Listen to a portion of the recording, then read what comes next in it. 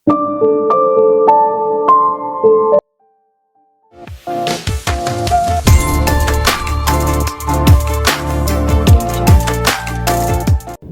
நாட்டு தளபதி கேட்குறான், அரசர் கூடயும் இளவரசி கூடயும் இளவரசர் கூட வந்த எல்லா மேடியும் நான் பார்த்துட்டேன், எங்க உன் பாசை எடு அப்படிங்கிறப்போ இவகிட்ட அந்த பாசி இல்லை. செம்ம கடுப்பாயிடுது இவளுக்கு. நான் தாண்டா இளவரசி சுபேகா அப்படின்னு சொல்லிடுறா. இதுக்கப்புறம் தாங்க இந்த தங்கச்சிக்காரி போட போற ஆட்டமே இருக்கு. அது என்ன அப்படிங்கிறது நம்ம கண்டினியூவா பார்த்துடலாம்.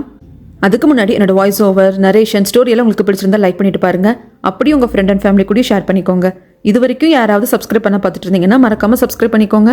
இந்த பார்ட்ல இருந்து நம்ம 45வது எபிசோட பார்க்க ஸ்டார்ட் பண்ண போறோங்க. ஒரு எபிசோடுக்கு ஒரு பாட்டு நான் போஸ்ட் பண்ணலைங்க. ஏன்னா இது ஒவ்வொரு எபிசோடு 30 நிமிஷம் மட்டும்தான் இருக்கு. ஸோ 5-6 எபிசோட்ஸ் சேர்ந்ததா ஒரு பார்ட் அப்படிங்கிற மாதிரி தான் நான் போஸ்ட் பண்ணிட்டு இருக்கேன். ஆனால் பார்ட் 12 மட்டும் 2 எபிசோட மட்டும் தான் நான் வாய்ஸ் ஓவர் கொடுத்து போஸ்ட் பண்ணியிருந்தேன். ஏன்னா அந்த டைம் நிறைய ஒர்க் இருந்தது. 2 எபிசோடுக்கு நான் வாய்ஸ் ஓவர் கொடுக்க முடிஞ்சது. ஸோ அதனால தாங்க இப்போ நான் பார்க்க போகிறது 45வது எபிசோடு. ஆக்சுவலாக தங்கச்சிக்காரிக்கு எடுத்தோன்னா நான் தான் உண்மையான சுபேகா பிரின்சஸ் அப்படின்னு சொல்லணுங்கிற மைண்டு கிடையாது. அவகிட்ட அந்த டோக்கன் இல்லை, அந்த பாஸ் இருக்கணும் இல்லையா, அது இல்லை. அது மட்டும் இல்லாமல் என்னால் முடியும், இப்போ கூட என்னால் ஜெயிச்சு நான் தான் இளவரசி அப்படிங்கிறத ப்ரூவ் பண்ண முடியும். அப்படி நாங்கள் வர்றப்போ உன்னை ஒன்றும் இல்லாமல் அழிக்க முடியும், இடத்த நிலைநாட்டிக்க முடியும். அப்படிங்கிறப்போ நான் எதுக்கு உனக்கு விட்டு கொடுக்கணும் அப்படின்னு சொல்லிட்டு தான் நான் தான் உண்மையான இளவரசி சுபேகா அப்படிங்கிறத சொல்லியிருப்பா. அவ்வளோதான். அப்படி சொன்னதுமே புடிடா இவளா அப்படின்னு சொல்லிட்டு அரெஸ்ட் பண்ணிட்டு கொண்டு போய் உட்கார வச்சு விசாரிக்க ஆரம்பிச்சிடுறாங்க. சொல்லு, நீ யாரு என்ன எதுன்னு கேட்கறதுக்கு? நான் தான் ஏற்கனவே சொல்லிட்டேன்ல, ஏன் லூஸ் மாதிரி என்ன திருப்பி கேள்வி கேட்டுட்டு இருக்கீங்க? நீங்க இளவரசி இப்படி கைதி மாதிரி உட்கார வச்சிருக்கிறது மட்டும் எங்க அப்பா அரசருக்கு தெரிஞ்ச என்ன ஆகும் தெரியுமா? அப்படிங்கிறப்போ நீ இளவரசினா ப்ரூஃப் பண்ண அப்படின்னு சொல்லிட்டு அந்த எதிரி நாட்டு தளபதி கேட்குறான். ப்ரூஃப் பண்ணுமா? கை கட்ட அவுத்து விடுறா, ப்ரூஃப் பண்றேன், எப்படி ப்ரூஃப் பண்ணணும் அப்படிங்கிறது நான் சொல்றேன் அப்படிங்கிறா. இந்த பக்கமாக 3 பேர் ரூமுக்கு வந்திருப்பாங்க. அரசர், நம்மளோட சொலனா, அதுக்கப்புறம் இளவரசர் எல்லாரும் பேசிக்கிட்டே இருப்பாங்க. சொலனா கிட்ட பேசுறது அரசருக்கு ரொம்ப பிடிச்சிருக்கு. நேரம் போக்குறதே தெரியல. ஆனால் டைம் ஆயிடுச்சு இல்லையா, 1 மணி நேரம் தானே டைம். ஸோ வெளியே இருந்து கூப்பிடுறாங்க. சரி அரசரே நான் கிளம்புறேன் அப்படின்னு சொல்லிட்டு சொலனா வெளியே வர்றப்போ அந்த இடத்துல எதிரி நாட்டோட தளபதி இல்லை. ஏன்னா அவர் தான் 1 மணி நேரம் பேசுறதுக்கு அளவும் கொடுப்பாரு, ரிட்டர்ன் கூப்பிட்டு போறதுக்கும் அவர் தான் வருவாரு. அவர் இல்லை என்ன ஏதுன்னு கேட்கறதுக்கு எங்கள் தளபதியார் முக்கியமான வேலைக்கு போயிருக்காங்க அப்படின்னு சொல்லிடுவாங்க. அதுக்கப்புறம் இவர் ரூமுக்கு வரலாம் அப்படிங்கிற சமயத்தில் பின்னாடி இளவரசர் வந்து எனக்கு இன்னும் கொஞ்சம் டைம் எக்ஸ்ட்ரா கொடுக்குறீங்களா, நான் இளவரசி கிட்ட சில வார்த்தைகள் பேசணும் அப்படின்னு சொல்லிட்டு இவரோட ரூமுக்கு கூப்பிட்டு வந்து ஏதோ பேசணும்னு சொல்லிட்டு ஏதோ நினைப்பாரு. வார்த்தையே வரமாட்டேங்குது. சொல்ல கேட்பாங்க, இளவரசரே என்னாச்சு, எதாக இருந்தாலும் சொல்லுங்க அப்படிங்கிறப்போ இல்லை உன்னால் எப்படி முடிஞ்சது, எப்படி நீ மனுஷங்களை ஈஸியாக சிரிக்க வச்சிடுறது, எப்படி உன்னால் முடிஞ்சது? ஏன்னா அரசர் இந்த அளவுக்கு மனசு விட்டு சிரிச்சு நான் பார்த்ததே கிடையாது. ஆனால் உங்ககிட்ட பேசுகிறப்போ அரசர் மனசு விட்டு சிரிக்கிறாரு, அது பார்க்குறதுக்கே நல்லா இருக்கு அப்படிங்கிறப்போ இதுக்கெல்லாம் நான் என்ன விளக்கம் கொடுக்குறதுன்னு எனக்கு தெரியல அப்படிங்கிறாங்க. சரி சொல்லண்ணா, நீ வந்து ஓகேவா இருக்கியா, உனக்கு எல்லாமே ஓகே தானே, உனக்கு எந்த பிரச்சனையும் இல்லை அப்படின்ட்டு இவருக்கு மனசுக்குள்ளே என்னமோ தோணுது, நம்ம இளவரசருக்கு ஏதோ தப்பாக நடக்க போகுதுன்னு. அந்த உணர்வு தான் இருக்கே தவிர்த்து எப்படி நடக்க போகுதுன்னு தெரியல. ஆனால் சொல்லனா இருந்துட்டு நீங்கள் எதுக்கும் கவலைப்படாதீங்க, நான் பத்திரமா பாதுகாப்பாக தான் இருக்கேன், எந்த ஒரு பிரச்சனையும் இல்லை அப்படின்னு சொல்லிட்டு வருவாங்க. சொல்ல நாங்கள் போனதுக்கு அப்புறமாக பாடி கார்டு இளவரசர் அப்படியே ஒரு மாதிரி பார்ப்பானா, என்ன ஏன்டா அப்படி பார்க்குற, ஓ இப்படியெல்லாம் வழியிடுவோமே அப்படிங்கிற மாதிரி தான் இளவரசருக்கு இருக்கும். இங்கே இந்த தங்கச்சி கட்டி ரொம்ப ஸ்ட்ராங்காக சொல்லிட்டா இல்லையா, அதனால அந்த தளபதியார் வந்துட்டு கை கட்டலை அவுத்து விட்டுட்டு சரி சொல்லு எப்படி ப்ரூஃப் பண்ண போகிற சொல்லு அப்படிங்கிறப்போ என்ன அரசர் மாதிரி கூப்பிட்டு போங்க, அரசர்கிட்டயே கேளுங்க அப்படிங்கிற ரொம்ப தைரியமாக பேசுகிறப்போ எதிரி நாட்டு தளபதிக்கு லைட்டாக வந்து ஒரு டவுட் வருது. ஒருவேளை நம்மளை வந்து பக்காவை ஏமாத்திட்டானுங்களோ, ஃபேக்கான இளவரசி தான் வர வச்சிருப்பாங்களோ அப்படின்னு சொல்லிட்டு இந்த சொலனாவை பார்க்கறதுக்காக ரூமுக்கு வரப்போ பெரியண்ணா சின்னண்ணா கூட எல்லாம் சகஜமாக பேசி உட்காந்து சாப்பிட்ருப்பா. அப்போ தடாலடி அவங்க உள்ளே வந்துடுவாங்க. இப்படி ஒரு இளவரசி வந்து காவலாளிக கிட்ட சகஜமாக பேசி உட்காந்து சாப்பிட மாட்டாங்க இல்லையா, அந்த வகையில் இவங்க தப்பா எடுத்துக்க கூடாது அப்படிங்கிறதுக்காக இளவரசியோட அறையில் அனுமதி இல்லாமல் நீங்கள் எப்படி வரலாம் அப்படிங்கிறப்போ இளவரசியவே அரெஸ்ட் பண்ண தான் வந்திருக்கேன் அப்படின்னு சொல்லிட்டு தளபதியை கூப்பிட்டு வருவாங்க. ஆட்கள் சொல்லலாம் இழுத்துட்டு வர்றப்போ கையை விடுங்க, நான் இளவரசி, எனக்கான மரியாதை கொடுங்க அப்படிங்கிறப்போ தளபதியார் நக்கலா சிரிப்பா, மரியாதை தானே கொடுத்துட்டா போச்சு அப்படின்னு சொல்லிட்டு அவன் கூப்பிட்டு வருவான். உடனே பெரியண்ணாவும் சின்னண்ணாவும் இளவரசர்கிட்ட போய் சொல்லிடுவாங்க. என்னன்னு தெரியல, எதிரி நாட்டு தளபதியார் வந்து ஆட்களை வச்சுட்டு சொல்லனாவை கூப்பிட்டு போனாங்க, ஒருவேளை சொல்லனா ஃபேக் பிரின்சஸும் தெரிஞ்சு போச்சு போல இருக்கு அப்படின்னு சொல்லிட்டு பதட்டமா சொல்ல இவருக்கு தூக்கி வாரி போடுது. இந்த பக்கம் இந்த எதிரி நாட்டோட அரசரை டைரக்டா இந்த அரசரை பார்க்க வந்துட்டாங்க. என்ன தைரியம் வந்து ஏமாத்திருப்பீங்க அப்படின்னு சொல்றாங்க. இந்த அரசருக்கு கோவம் வந்துடுது. என்ன தேவையெல்லாம் பேசிட்டு இருக்கு அப்படிங்கிறப்போ இதை பாருங்க, உங்களுக்கு ஒரு பொண்ணா 2 பொண்ணா, ஒன்னா உங்களுக்கு 2 பொண்ணா இருக்கணும், அதை மறைச்சு உங்களுக்கு ஒரு பொண்ணு இருக்கிற மாதிரி காட்டி ஒருத்தி பிரின்சஸா இங்கே கூப்பிட்டு வந்திருக்கீங்க. அப்படி இல்லைன்னா உங்களுக்கு ஒரு பொண்ணா இருந்ததுன்னா அந்த பொண்ணை காப்பாத்துறதுக்காக ஃபேக் பிரின்சஸை கூப்பிட்டு வந்திருக்கீங்க அப்படிங்கிறப்போ ஒன்றும் புரியுறது இல்லை. என்ன உளறிட்டு இருக்கீங்க அப்படின்னு சொல்லிட்டு இந்த அரசர் கேட்குற சமயத்தில் சொல்லனா அவங்க கூப்பிடுறாங்க. சொல்லனா மண்டி போட்டு உட்காந்துருக்கா. இதுக்கு பிரின்சஸ் இப்படி நடத்துறீங்க அப்படிங்கிறப்போ அப்படியா, அப்போ இவங்க பிரின்சஸ்னா இவங்க யாரு அப்படின்னு சொல்லிட்டு அந்த இடத்துக்கு இந்த தங்கச்சிக்காரி வருவா பாருங்க. அவ கரெக்டாக லாவகமாக வந்து உட்காந்துப்பா. ஆனால் இடையில நிற்கிறது எதிரி நாட்டு அரசர். அந்த பக்கம் இருக்கிறது சொல்லனா, இந்த பக்கம் இருக்கிறது தங்கச்சிக்காரி. எந்த வகையிலும் சொலனா தன்னை பாத்திரக்கூடாது அப்படிங்கிறதுக்காக நல்ல லாவகமா உட்காந்துக்கிட்டா. சொலனா பார்க்க ட்ரை பண்றா. ஆனா இந்த எதிரி நாட்டு அரசரோட ட்ரெஸ் வந்து மறைச்சுக்குது. ஆனா இதை பார்த்தோன்னா அரசர் ஆடி போயிடுறாரு. சொல்லுங்க, இந்த 2 பேர்ல யார் உண்மையான பிரின்சஸ், யாரு ஃபேக் பிரின்சஸ் அப்படிங்கறத நீங்களே சொல்லுங்க. அப்படி எது உண்மை நீங்க சொல்றீங்களோ இன்னொருத்தங்க நாங்க கொன்னுடுவோம் அப்படிங்கிறாங்க. அரசர் என்ன பதில் சொல்றது எது சொல்றதுன்னு தெரியாம இருக்காரு. இந்த பக்கம் பெரிய என்ன சின்ன வந்து இளவரசர் கிட்ட சொன்னாங்க இல்லையா, இந்த மாதிரி அந்த தளபதியார் வந்துட்டு சொலனாவை கூப்பிட்டு போனாங்கன்னு சொல்லிட்டு உடனே வந்து பேண்டுக்கு தகவல் அனுப்புங்கன்னு சொல்லியிருப்பாங்க. இவங்க புறா மூலியமா தூது அனுப்புவாங்க. இப்போ பெரியனுக்கு ரொம்ப கஷ்டமா இருக்கும். நான் சின்ன வயசுல என் தங்கச்சி இழந்துட்டேன். இன்னொரு தங்கச்சியான சொலனாவை நான் இழக்கவே மாட்டேன். அப்படி மட்டும் ஏதாவது நடந்ததுன்னா ஆண்டவனே நான் மன்னிக்க மாட்டோம் அப்படின்னு சொல்றப்போ சின்ன கேட்பான், அப்போ அது உண்மையான கதையா? நீ உன் தங்கச்சியை இழந்தது அப்படிங்கிறது உண்மையா? நீ ஏதோ பொய்யான கதையை சொல்றேன்ல, நீ அன்னைக்கு சொலனா கிட்ட சொல்றப்ப நான் நினைச்சேன். சரி பெரிய நான் அழாத அப்படிம்பாங்க. இங்கே எல்லாருக்குமே ரொம்ப கஷ்டமா போயிடும். கரெக்டாக அவங்க தேடி வந்திருப்பாங்க இல்லையா, இங்கே வந்து அந்த தங்கச்சிக்காரி வந்திருப்பா, அது என்ன எதுன்னு பார்க்கணும் அப்படிங்கிறதுக்காக மந்திரியாரும் அந்த பேண்டை சேர்ந்து இன்னொரு மென்னும் வந்திருப்பாங்க இல்லையா. அவங்க வர்றப்போ இளவரசரோட பாடி கார்டு தான் கூப்பிட்டுக்கிறாங்க. இங்கே பெரிய பிரச்சனை ஆயிடுச்சு. சொலனா வந்துட்டு உண்மையான பிரின்சஸ் இல்லைங்கிறது தெரிய வந்துருச்சு அப்படின்னு கூப்பிடுறப்போ இவங்கள ஃபாலோ பண்ணிட்டு தான் ஜின்மோவும் அவங்களோட பாடி கார்டும் வந்திருப்பாங்க. ஸோ இங்கே தான் அந்த தங்கச்சிக்காரி வந்திருக்கா, பட் பொறுமையாக இருக்கலாம் அப்படின்னு சொல்லிட்டு ஒரு முடிவுக்கு வராங்க. இந்த பக்கமாக சொலனாவோட ஐடென்டிட்டி வந்துட்டு தெரிய வந்துடுச்சு எதிரி நாட்டு காரணங்களுக்கு அப்படின்னு சொல்லிட்டு அந்த தகவல் கிடைச்சதுலேயே அதை சொல்றதுக்காக மாஸ்டர் வந்து தாலும் கிட்ட வருவாங்க. தாலுமுக்கு அப்படியே நெஞ்செல்லாம் அடைச்சிக்கும். அட் த சேம் டைம் இது எப்படி நடந்தது? ஏன்னா இளவரசர் வந்துட்டு எதிரி நாட்டு ஸ்பைங்க நிறைய பேருக்கு இருப்பாங்க, அவங்களுக்கெல்லாம் நிறைய காசு கொடுத்து அவங்கள பயம்புறுத்தி எதோ ஒரு பிரச்சனையும் வராமல் இளவரசர் பார்த்துக்கிட்டானே. அப்போ இங்க இருக்கிற தங்கச்சிக்காரி மிஸ் ஆனா இல்லையா, அதனால தான் சொலனா தான் ஃபேக் பிரின்சஸ் அப்படிங்கிறது தெரிய வந்துருச்சு போல இருக்கு. அப்படிங்கிறப்போ மாஸ்டர் கேட்குறாங்க, சரி அதெல்லாம் இருக்கட்டும், இவங்க சொலனாவை என்ன பண்ணுவாங்க அப்படிங்கிறப்போ டார்ச்சர் பண்ணுவாங்க. உடனே கொன்ற மாட்டாங்க, டார்ச்சர் பண்ணி அதில் அவள் உயிர் போகிறவதை வந்து பார்ப்பாங்க. எனக்கு என்ன பண்ணுறதுனே தெரியல அப்படின்னு சொல்லிட்டு இங்கே எல்லாருக்கும் ரொம்ப வருத்தமாக போயிடும். இந்த பக்கம் நம்ம சொலனாவை அவங்க தரன்னு இழுத்துக்கிட்டு வராங்க. அப்படின்னா என்ன அர்த்தம்? அரசர் இப்போ யாரை பொண்ணுன்னு நினச்சிட்டு இருக்காரு? இந்த தங்கச்சிக்காரியை தானே. ஸோ அவளை தானே காப்பாற்றுவார். அதுதான் என் பொண்ணு அப்படின்னு சொன்னதுனால சொலனாவை இழுத்துட்டு போயிட்டு இருக்காங்க. அந்த எதிரி நாட்டு அரசன் நின்றுட்டு சிரிப்பான். ஓகே, இதை பாருங்க அரசரே, இங்கே வந்து சமரசத்துக்காகவும் சமாதான உடன்படிக்கைக்காகவும் நீங்கள் வந்திருக்கீங்க. ஆனால் வர்றப்பவே உங்கள் மகள் அப்படின்னு சொல்லிட்டு ஒரு பொய்யான பிரின்சஸை தான் கூப்பிட்டு வந்திருக்கீங்க. அது நீங்கள் பண்ண தப்பு. அந்த தப்புக்கு இதுக்கப்புறமாக நான் என்ன மாதிரியெல்லாம் ரூல்ஸ் போடணும் அதுக்கு நீங்கள் கட்டுப்பட்டு தான் தீரணும் அப்படின்னு சொல்லிட்டு வெளியே வந்துடுவான். இந்த அரசனுக்கு செம்ம சந்தோஷம். அதாவது எதிரி நாட்டு அரசனுக்கு அவன் தளபதியை பார்த்து, இந்த கெலட்ட அரசனோட வீக்னஸ் என்ன அப்படிங்கிறத இன்னைக்கு நான் கண்கூடாக பார்த்துட்டேன். அவன் பொண்ணு தான் அவனோட வீக்னஸ். சபாஷ், கரெக்டான பிரின்சஸ் நீ கண்டுபிடிச்சிட்டு அப்படின்னு சொல்லிட்டு பாராட்டு தெரிவிச்சுட்டு போயிடுவான். இங்கே அரசரெல்லாம் அப்படியே பயங்கரமாக நெருப்பில் உட்காந்துருக்கிற மாதிரி உட்காந்துருப்பாரு. அரசரே என்னை மன்னிச்சிருங்க அப்படின்னு தங்கச்சிக்காரி சொல்கிறப்போ டம்முன்னு டேபிளை தட்டுவாங்க பாருங்க. இவளே ஒரு செகண்ட் ஆடி போயிடுவா. நீ எதுக்கு இங்கே வந்த, ஏன் என்ன பிரச்சனை அப்படிங்கிறப்போ, இல்லை உங்கள் கூட ஃபேக் பிரின்சஸாக வந்திருக்கிறவ இந்த எதிரி நாட்டோட ஸ்பை அப்படின்னு சொல்லிட்டு நான் கேள்விப்பட்டேன். அதனால உடனே உங்களுக்கு என்ன ஏது அப்படின்னு சொல்லிட்டு பார்த்துட்டு போகலான்னு வந்தேன். ஆனால் நீங்கள் பத்திரமா இருக்கீங்க அப்படிங்கிற தலைநின்னு பார்த்துட்டேன். போகலாம் அப்படிங்கிறப்போ இந்த எதிரி நாட்டு தளபதியார் வந்து என்னை பிடிச்சிட்டாங்க. ஆனால் நான் வந்து உங்களுக்கெல்லாம் சேவகம் பண்ண வந்த மெய்டு மாதிரி தான் ட்ரெஸ் பண்ணியிருந்தேன். அப்படி பண்ணியிருக்கிறப்ப என்கிட்ட அந்த அடையாள முத்திரை இருக்கணும் இல்லையா, அது இல்லை. அப்போ நீ யார் என்னன்னு சொல்லிட்டு என்னை விசாரிக்க ஆரம்பிச்சிட்டாங்க. ஸோ என்னோட உண்மையான ஐடென்டிட்டியை நான் வந்து சொல்ல வேண்டியதாக போயிடுச்சு. எனக்கு வேற வழி இல்லை. அதனால நான் தான் இளவரசி சுபேகா அப்படிங்கிறத சொல்லிட்டேன் அப்படிங்கிறாங்க. அரசருக்கு வர்ற கோபத்தில், ஆமாம் என் கூட ஃபேக் பிரின்சஸாக வந்த அந்த பொண்ணு ஸ்பை அப்படின்னு சொல்லிட்டு உனக்கு யார் சொன்னது? எதிரி நாட்டு ஸ்பைன்னு யார் சொன்னதாமா அப்படின்னு சொல்லிட்டு கொஞ்சம் காட்டமாக கேட்குறப்போ இதுக்கு இவகிட்ட பதில் இல்லை. யாரை கை காட்டுறது? சும்மா இவங்க சொன்னாங்க அவங்க சொன்னாங்கன்னு சொல்லிட முடியுமா? அது எந்த பாயிண்ட்டில் அது வந்து அப்படின்னு அவன் இழுக்கிறப்போ, ஃபஸ்ட்டு நீ கொஞ்சம் கிளம்பு, வெளியே போ, நான் வந்து திங்க் பண்ணும் அப்படின்னு சொல்லிடுவாங்க. இந்த அளவுக்கு கோவத்தை அரசர்கிட்ட இருந்து தங்கச்சிக்காரி பார்த்துட்டா. அது மட்டும் இல்லாமல் இதுக்கப்புறமாக இவ்வளோதான் ஹாஸ்டேஜாக வச்சுப்பாங்க. ஏன்னா அந்த பிரின்சஸ் தான் எங்களுக்கு ஹாஸ்டேஜாக வரணும் அப்படின்னு சொல்லிட்டு தானே கேட்டிருந்திருப்பா அந்த எதிரி நாட்டு அரசன். ஸோ இதுக்கப்புறமா தங்கச்சிக்காரி தான் ஹாஸ்டேஜாக வச்சுக்க போகிறாங்க அப்படிங்கிறது நமக்கு தெரிஞ்சு போச்சு. இந்த பக்கம் சொலனாவை கூப்பிட்டு வரப்போ இதுக்கால இளவரசர் வந்துருவாரு. சொலனா என்னது ஏது அப்படின்னு சொல்லி கேட்கறதுக்கு அந்த இடத்துல அந்த எதிரி நாட்டு தளபதி வந்து, அரசரே சொல்லிட்டாரு, அரசரோட மகளும் இங்கே வந்துட்டாங்க, அவங்க பொண்ணு தான் உண்மையான பிரின்சஸ் சுபேகா அப்படிங்கிறத அடையாளம் அரசர் காட்டிட்டாரு. அப்போ இது ஃபேக் பிரின்சஸை கூப்பிட்டு வந்திருக்கீங்க, இவங்க நாங்கள் டார்ச்சர் பண்ண கூப்பிட்டு போவோம் அப்படிம்பாங்க. இளவரசருக்கு வந்த கோபத்தில் கொண்டுடு வேண்டாம் அப்படின்னு சொல்லிட்டு கத்தி எடுத்து கழுத்தில் வச்சிருவார். ஆனால் அங்கே நிறைய பேர் இளவரசரை பாயிண்ட் பண்ணிடுவாங்க.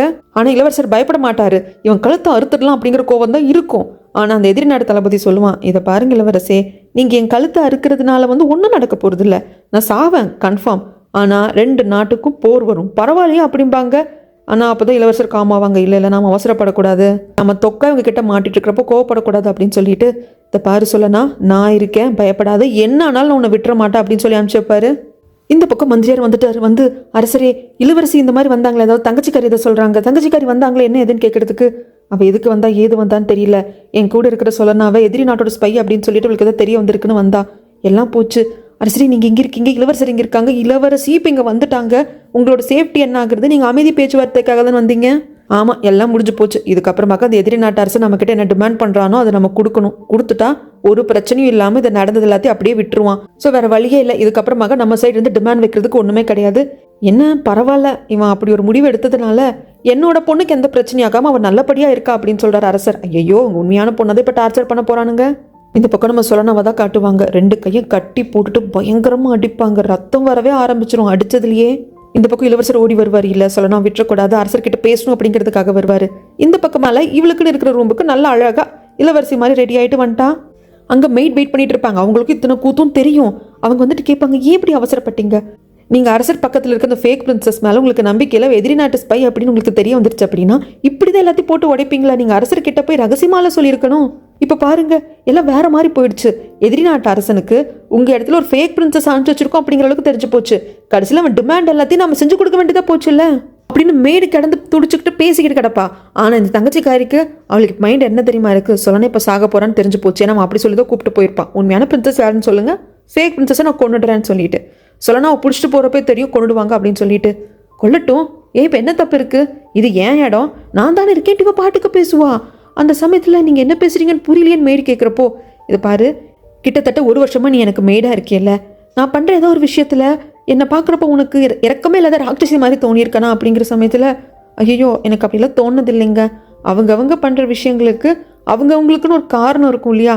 அது இல்லாமல் நீங்கள் இந்த நாட்டோட இளவரசி, நான் எப்படிங்க அப்படி நினைப்பேன் மேடு சொல்கிறப்போ இவ ஹைப் ஆயிடுவா.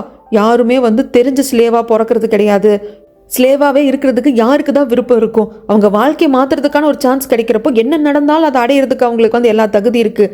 இந்த உலகம் என்ன இரக்கமில்லாதவள்னு சொல்லட்டும், பழிகாரின்னு சொல்லட்டும், கொடுமைக்காரின்னு சொல்லட்டும், நயவஞ்சகின்னு சொல்லட்டும், பரவாயில்ல, நான் பண்ணுறதெல்லாம் எனக்காக தான், அதில் எனக்கு தப்பும் இல்லை, எனக்கு அதை பார்த்து எந்த கவலையும் இல்லை அப்படின்னு சொல்லிட்டு பாட்டுக்கு போவான். மெய்டு எல்லாத்தையும் அப்சர்வ் பண்ணிட்டே இருப்பாங்க.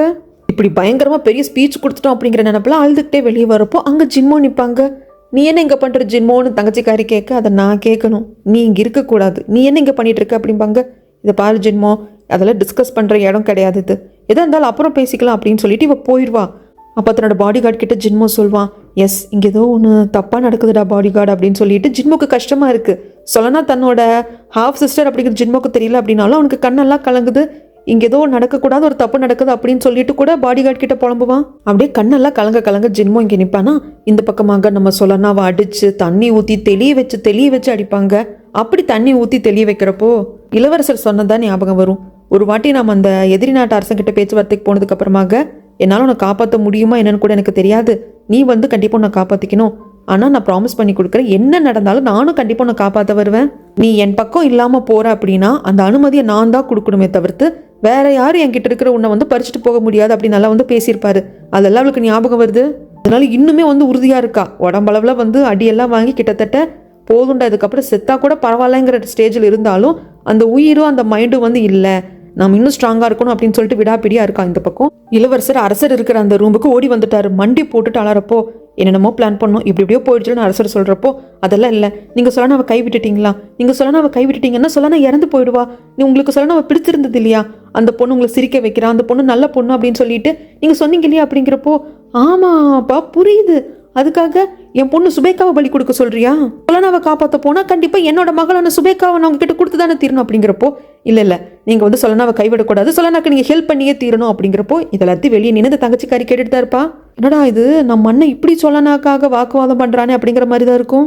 அரசருக்கு என்ன பண்ணுறதுன்னு தெரியல, இப்படி இருக்கிற சுச்சுவேஷனில் நம்ம என்ன பண்ண முடியும் அப்படின்னு சொல்லி கேட்குறப்போ, அரசரே எனக்கு சொல்லனா ரொம்ப ரொம்ப முக்கியம் அப்படின்னு சொல்லிட்டு பயங்கரமாக அழுவார். அரசருக்கு இது ஆச்சரியமாக இருக்குது. இது வரைக்கும் சின்ன வயசுலேருந்து பார்க்குறாரு இல்லையா, 3 வயசுலேருந்து வளர்த்துட்டு இருக்காரு இல்லையா, ஒரு வாட்டி கூட இளவரசர் எனக்கு டயர்டாக இருக்குது, என்னால் இந்த பயிற்சி பண்ண முடியாதுன்னு சொல்லி அழுததே கிடையாது. சொல்லனாக்காக அழுகிறப்போ அரசருக்கே புரியாம தான் பார்ப்பாரு. அரசரே சொல்லனா எங்களில் ஒருத்தி, எனக்கான ஒருத்தி, எனக்கு சொந்தமானவா அப்படின்னு சொல்லுவார் பாருங்க. அரசருக்கு என்ன பண்ணுறதுனே தெரியாது. சொல்லனாக்காங்க அப்படியே சொல்லவே முடியாத அளவுக்கு பயங்கரமான டார்ச்சர் நடந்துட்டு இருக்கும். இந்த பக்கம் அரசர்கிட்ட இளவரசர் பேசிட்டு இருக்கிறது எல்லாத்தையும் வெளியே நின்று தங்கச்சிக்காரி கேட்டுட்டு தானே இருக்கா. அவள் இப்போ உள்ளே வருவா. உள்ளே வந்ததும் இப்போ தான் பார்க்குறாரு இங்கே இளவரசி வந்திருக்கிறா அப்படிங்கிறதையே.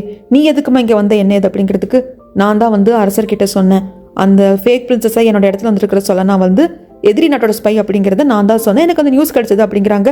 யார் சொன்னது உனக்கு அப்படின்னு சொல்லிட்டு இளவரசர் கத்துறப்போ, இங்கே ஒரு வேலை பண்ணா பாருங்க, அந்த சாடோ பையனை கூப்பிடுவா, இந்த பையன் தான் வந்து எனக்கு சொன்னான், நீங்கள் இங்கே வர்ற சமயத்தில் இளவரசர் தான் இவரை வந்து எனக்கு பாடி கார்டாக இருக்கட்டும் அப்படின்னு சொல்லிட்டு பேலஸ்குள்ளே அசைன் பண்ணாங்க, இவர் தான் சொன்னாங்க அப்படிங்கிறப்போ சாடு இருந்துட்டு, ஆமாம் நான் பேண்டை சேர்ந்தவன், பல வருடங்களாக அங்கே இருக்கேன், நல்லா நான் ட்ரைனிங் எடுத்திருக்கேன், எங்ககிட்ட எதிரி நாட்டு ஸ்பை யார் யார் அப்படிங்கிறதுக்கான லிஸ்ட் இருக்குது, அந்த லிஸ்ட்டில் சொல்ல நான் பேரும் இருக்குது அப்படின்னு சொல்லிடுவான். இதெல்லாம் அரசர் கேட்டுட்டு என்னடா இது அப்படிங்கிற மாதிரி பார்த்துக்கிட்டே இருக்கிறப்போ இளவரசர் இருந்து, அரசரே அது உண்மை கிடையாது, சொல்லானாவை நானாக பார்த்து செலக்ட் பண்ணி இந்த பேண்டுக்குள்ளே சேர்த்துருக்கேன், அவள் எதிரி நாட்டு ஸ்பையாக இருக்கிறதுக்கு வாய்ப்பே இல்லை, அப்படி இருந்தால் ஃபஸ்ட்டு நீங்கள் வந்து எனக்கு தான் தண்டனை கொடுக்கணும், என் உயிர் தான் நீங்கள் எடுக்கணும், இந்த அளவுக்கு முட்டால ஒரு ஸ்பையை நான் பேண்டுக்குள்ளே சேர்த்திருக்கேன் இல்லையா அதுக்காக, ஆனால் அந்த பொண்ணு ஸ்பை கிடையவே கிடையாது, அது நிரூபிக்க வேண்டியது என்னோட பொறுப்பு, இதுக்கப்புறமாக இது சொலனா பிரச்சனை இல்லை என் பிரச்சனை, இதுக்கப்புறமாக சொலனாவை எப்படி காப்பாற்றணும், அவள் ஸ்பை இல்லை அப்படிங்கிறத எப்படி ப்ரூஃப் பண்ணுறேன் அப்படிங்கிறது எனக்கு தெரியும் அப்படின்னு சொல்லிட்டு போவார் பாருங்க. தங்கச்சிக்காரிக்கெல்லாம் ஐயோ இளவரசியே இப்படி இருக்கா அப்படிங்கிற மாதிரி தான் இருக்கும். இந்த பக்கமாக பயங்கரமாக அடிச்சு டார்ச்சர் பண்ணியிருப்பாங்க. சொலனா வந்து மயக்கமாயிட்டா, அவளை ஜெயிலில் போட்டு வச்சுருக்காங்க. இந்த பக்கமாக இந்த தங்கச்சிக்காரி இவ வார்த்தைகளை கவனமாக சில விஷயங்களை அரசர்கிட்ட சொல்லுவா.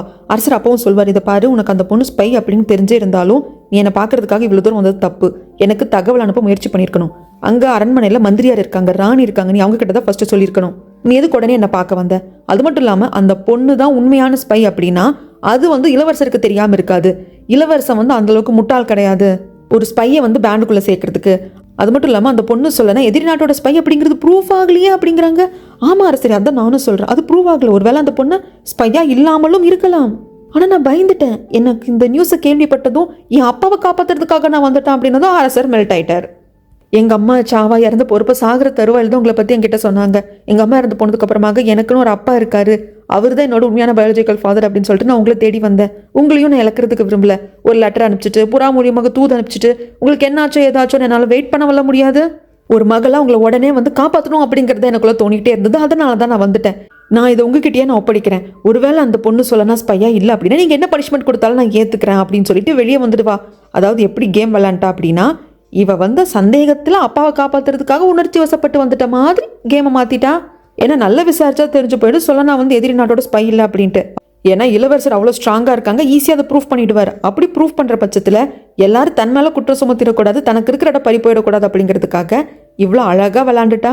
அந்த சாடோ பையன் முட்டாலும் இவன் அழகில் மயங்கி இவன் சொல்கிறதெல்லாம் செஞ்சுட்டு இருக்கான். எல்லாத்தையும் பேசிட்டு வெளியே வந்துட்டாளா. உள்ள இருக்கிற அரசருக்கு மனசு கேட்க மாட்டேங்குது.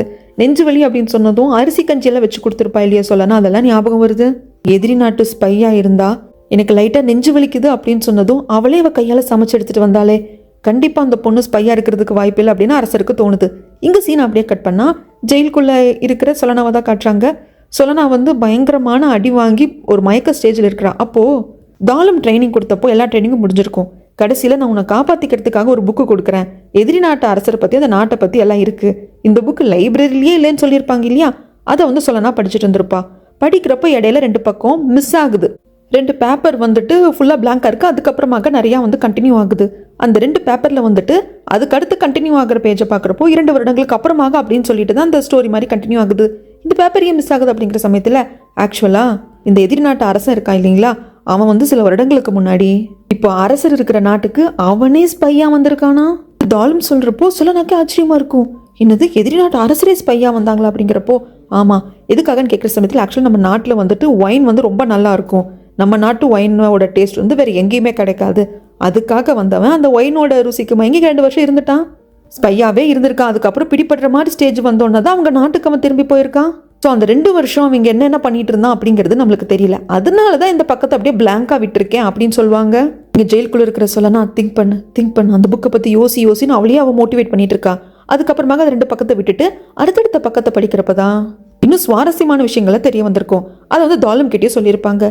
மேடம் இதை பாருங்களேன், இதை படிக்கிறப்ப எனக்கு கொஞ்சம் ஸ்ட்ரேஞ்சாக தெரியுது. ஆக்சுவலாக அந்த 2 வருஷம் இந்த எதிரி நாட்டோட அரசை இங்கே வந்து ஸ்பையாக இருந்துட்டு போயிட்டான் இல்லையா, அதுக்கு அடுத்தது சில மாதங்களுக்கு அப்புறமாக ஒரு 5 ஸ்பை வந்து ஒரு பொண்ணை கூப்பிட்டுக்கிட்டு எதிரி நாட்டிலிருந்து உள்ளே வந்திருப்பாங்க. அவங்க யார் என்னன்னு அடையாளம் கண்டுக்கிட்டு நம்ம நாட்டை சேர்ந்த வீரர்கள்லாம் வந்து சண்டை போடுறப்போ அந்த 5 பேரும் செத்து போயிட்டாங்க. ஆனால் அந்த பொண்ணு எங்கே போனா ஏது போனான்னு தெரியல, அவள் டிஸப்பியர் ஆயிட்டா.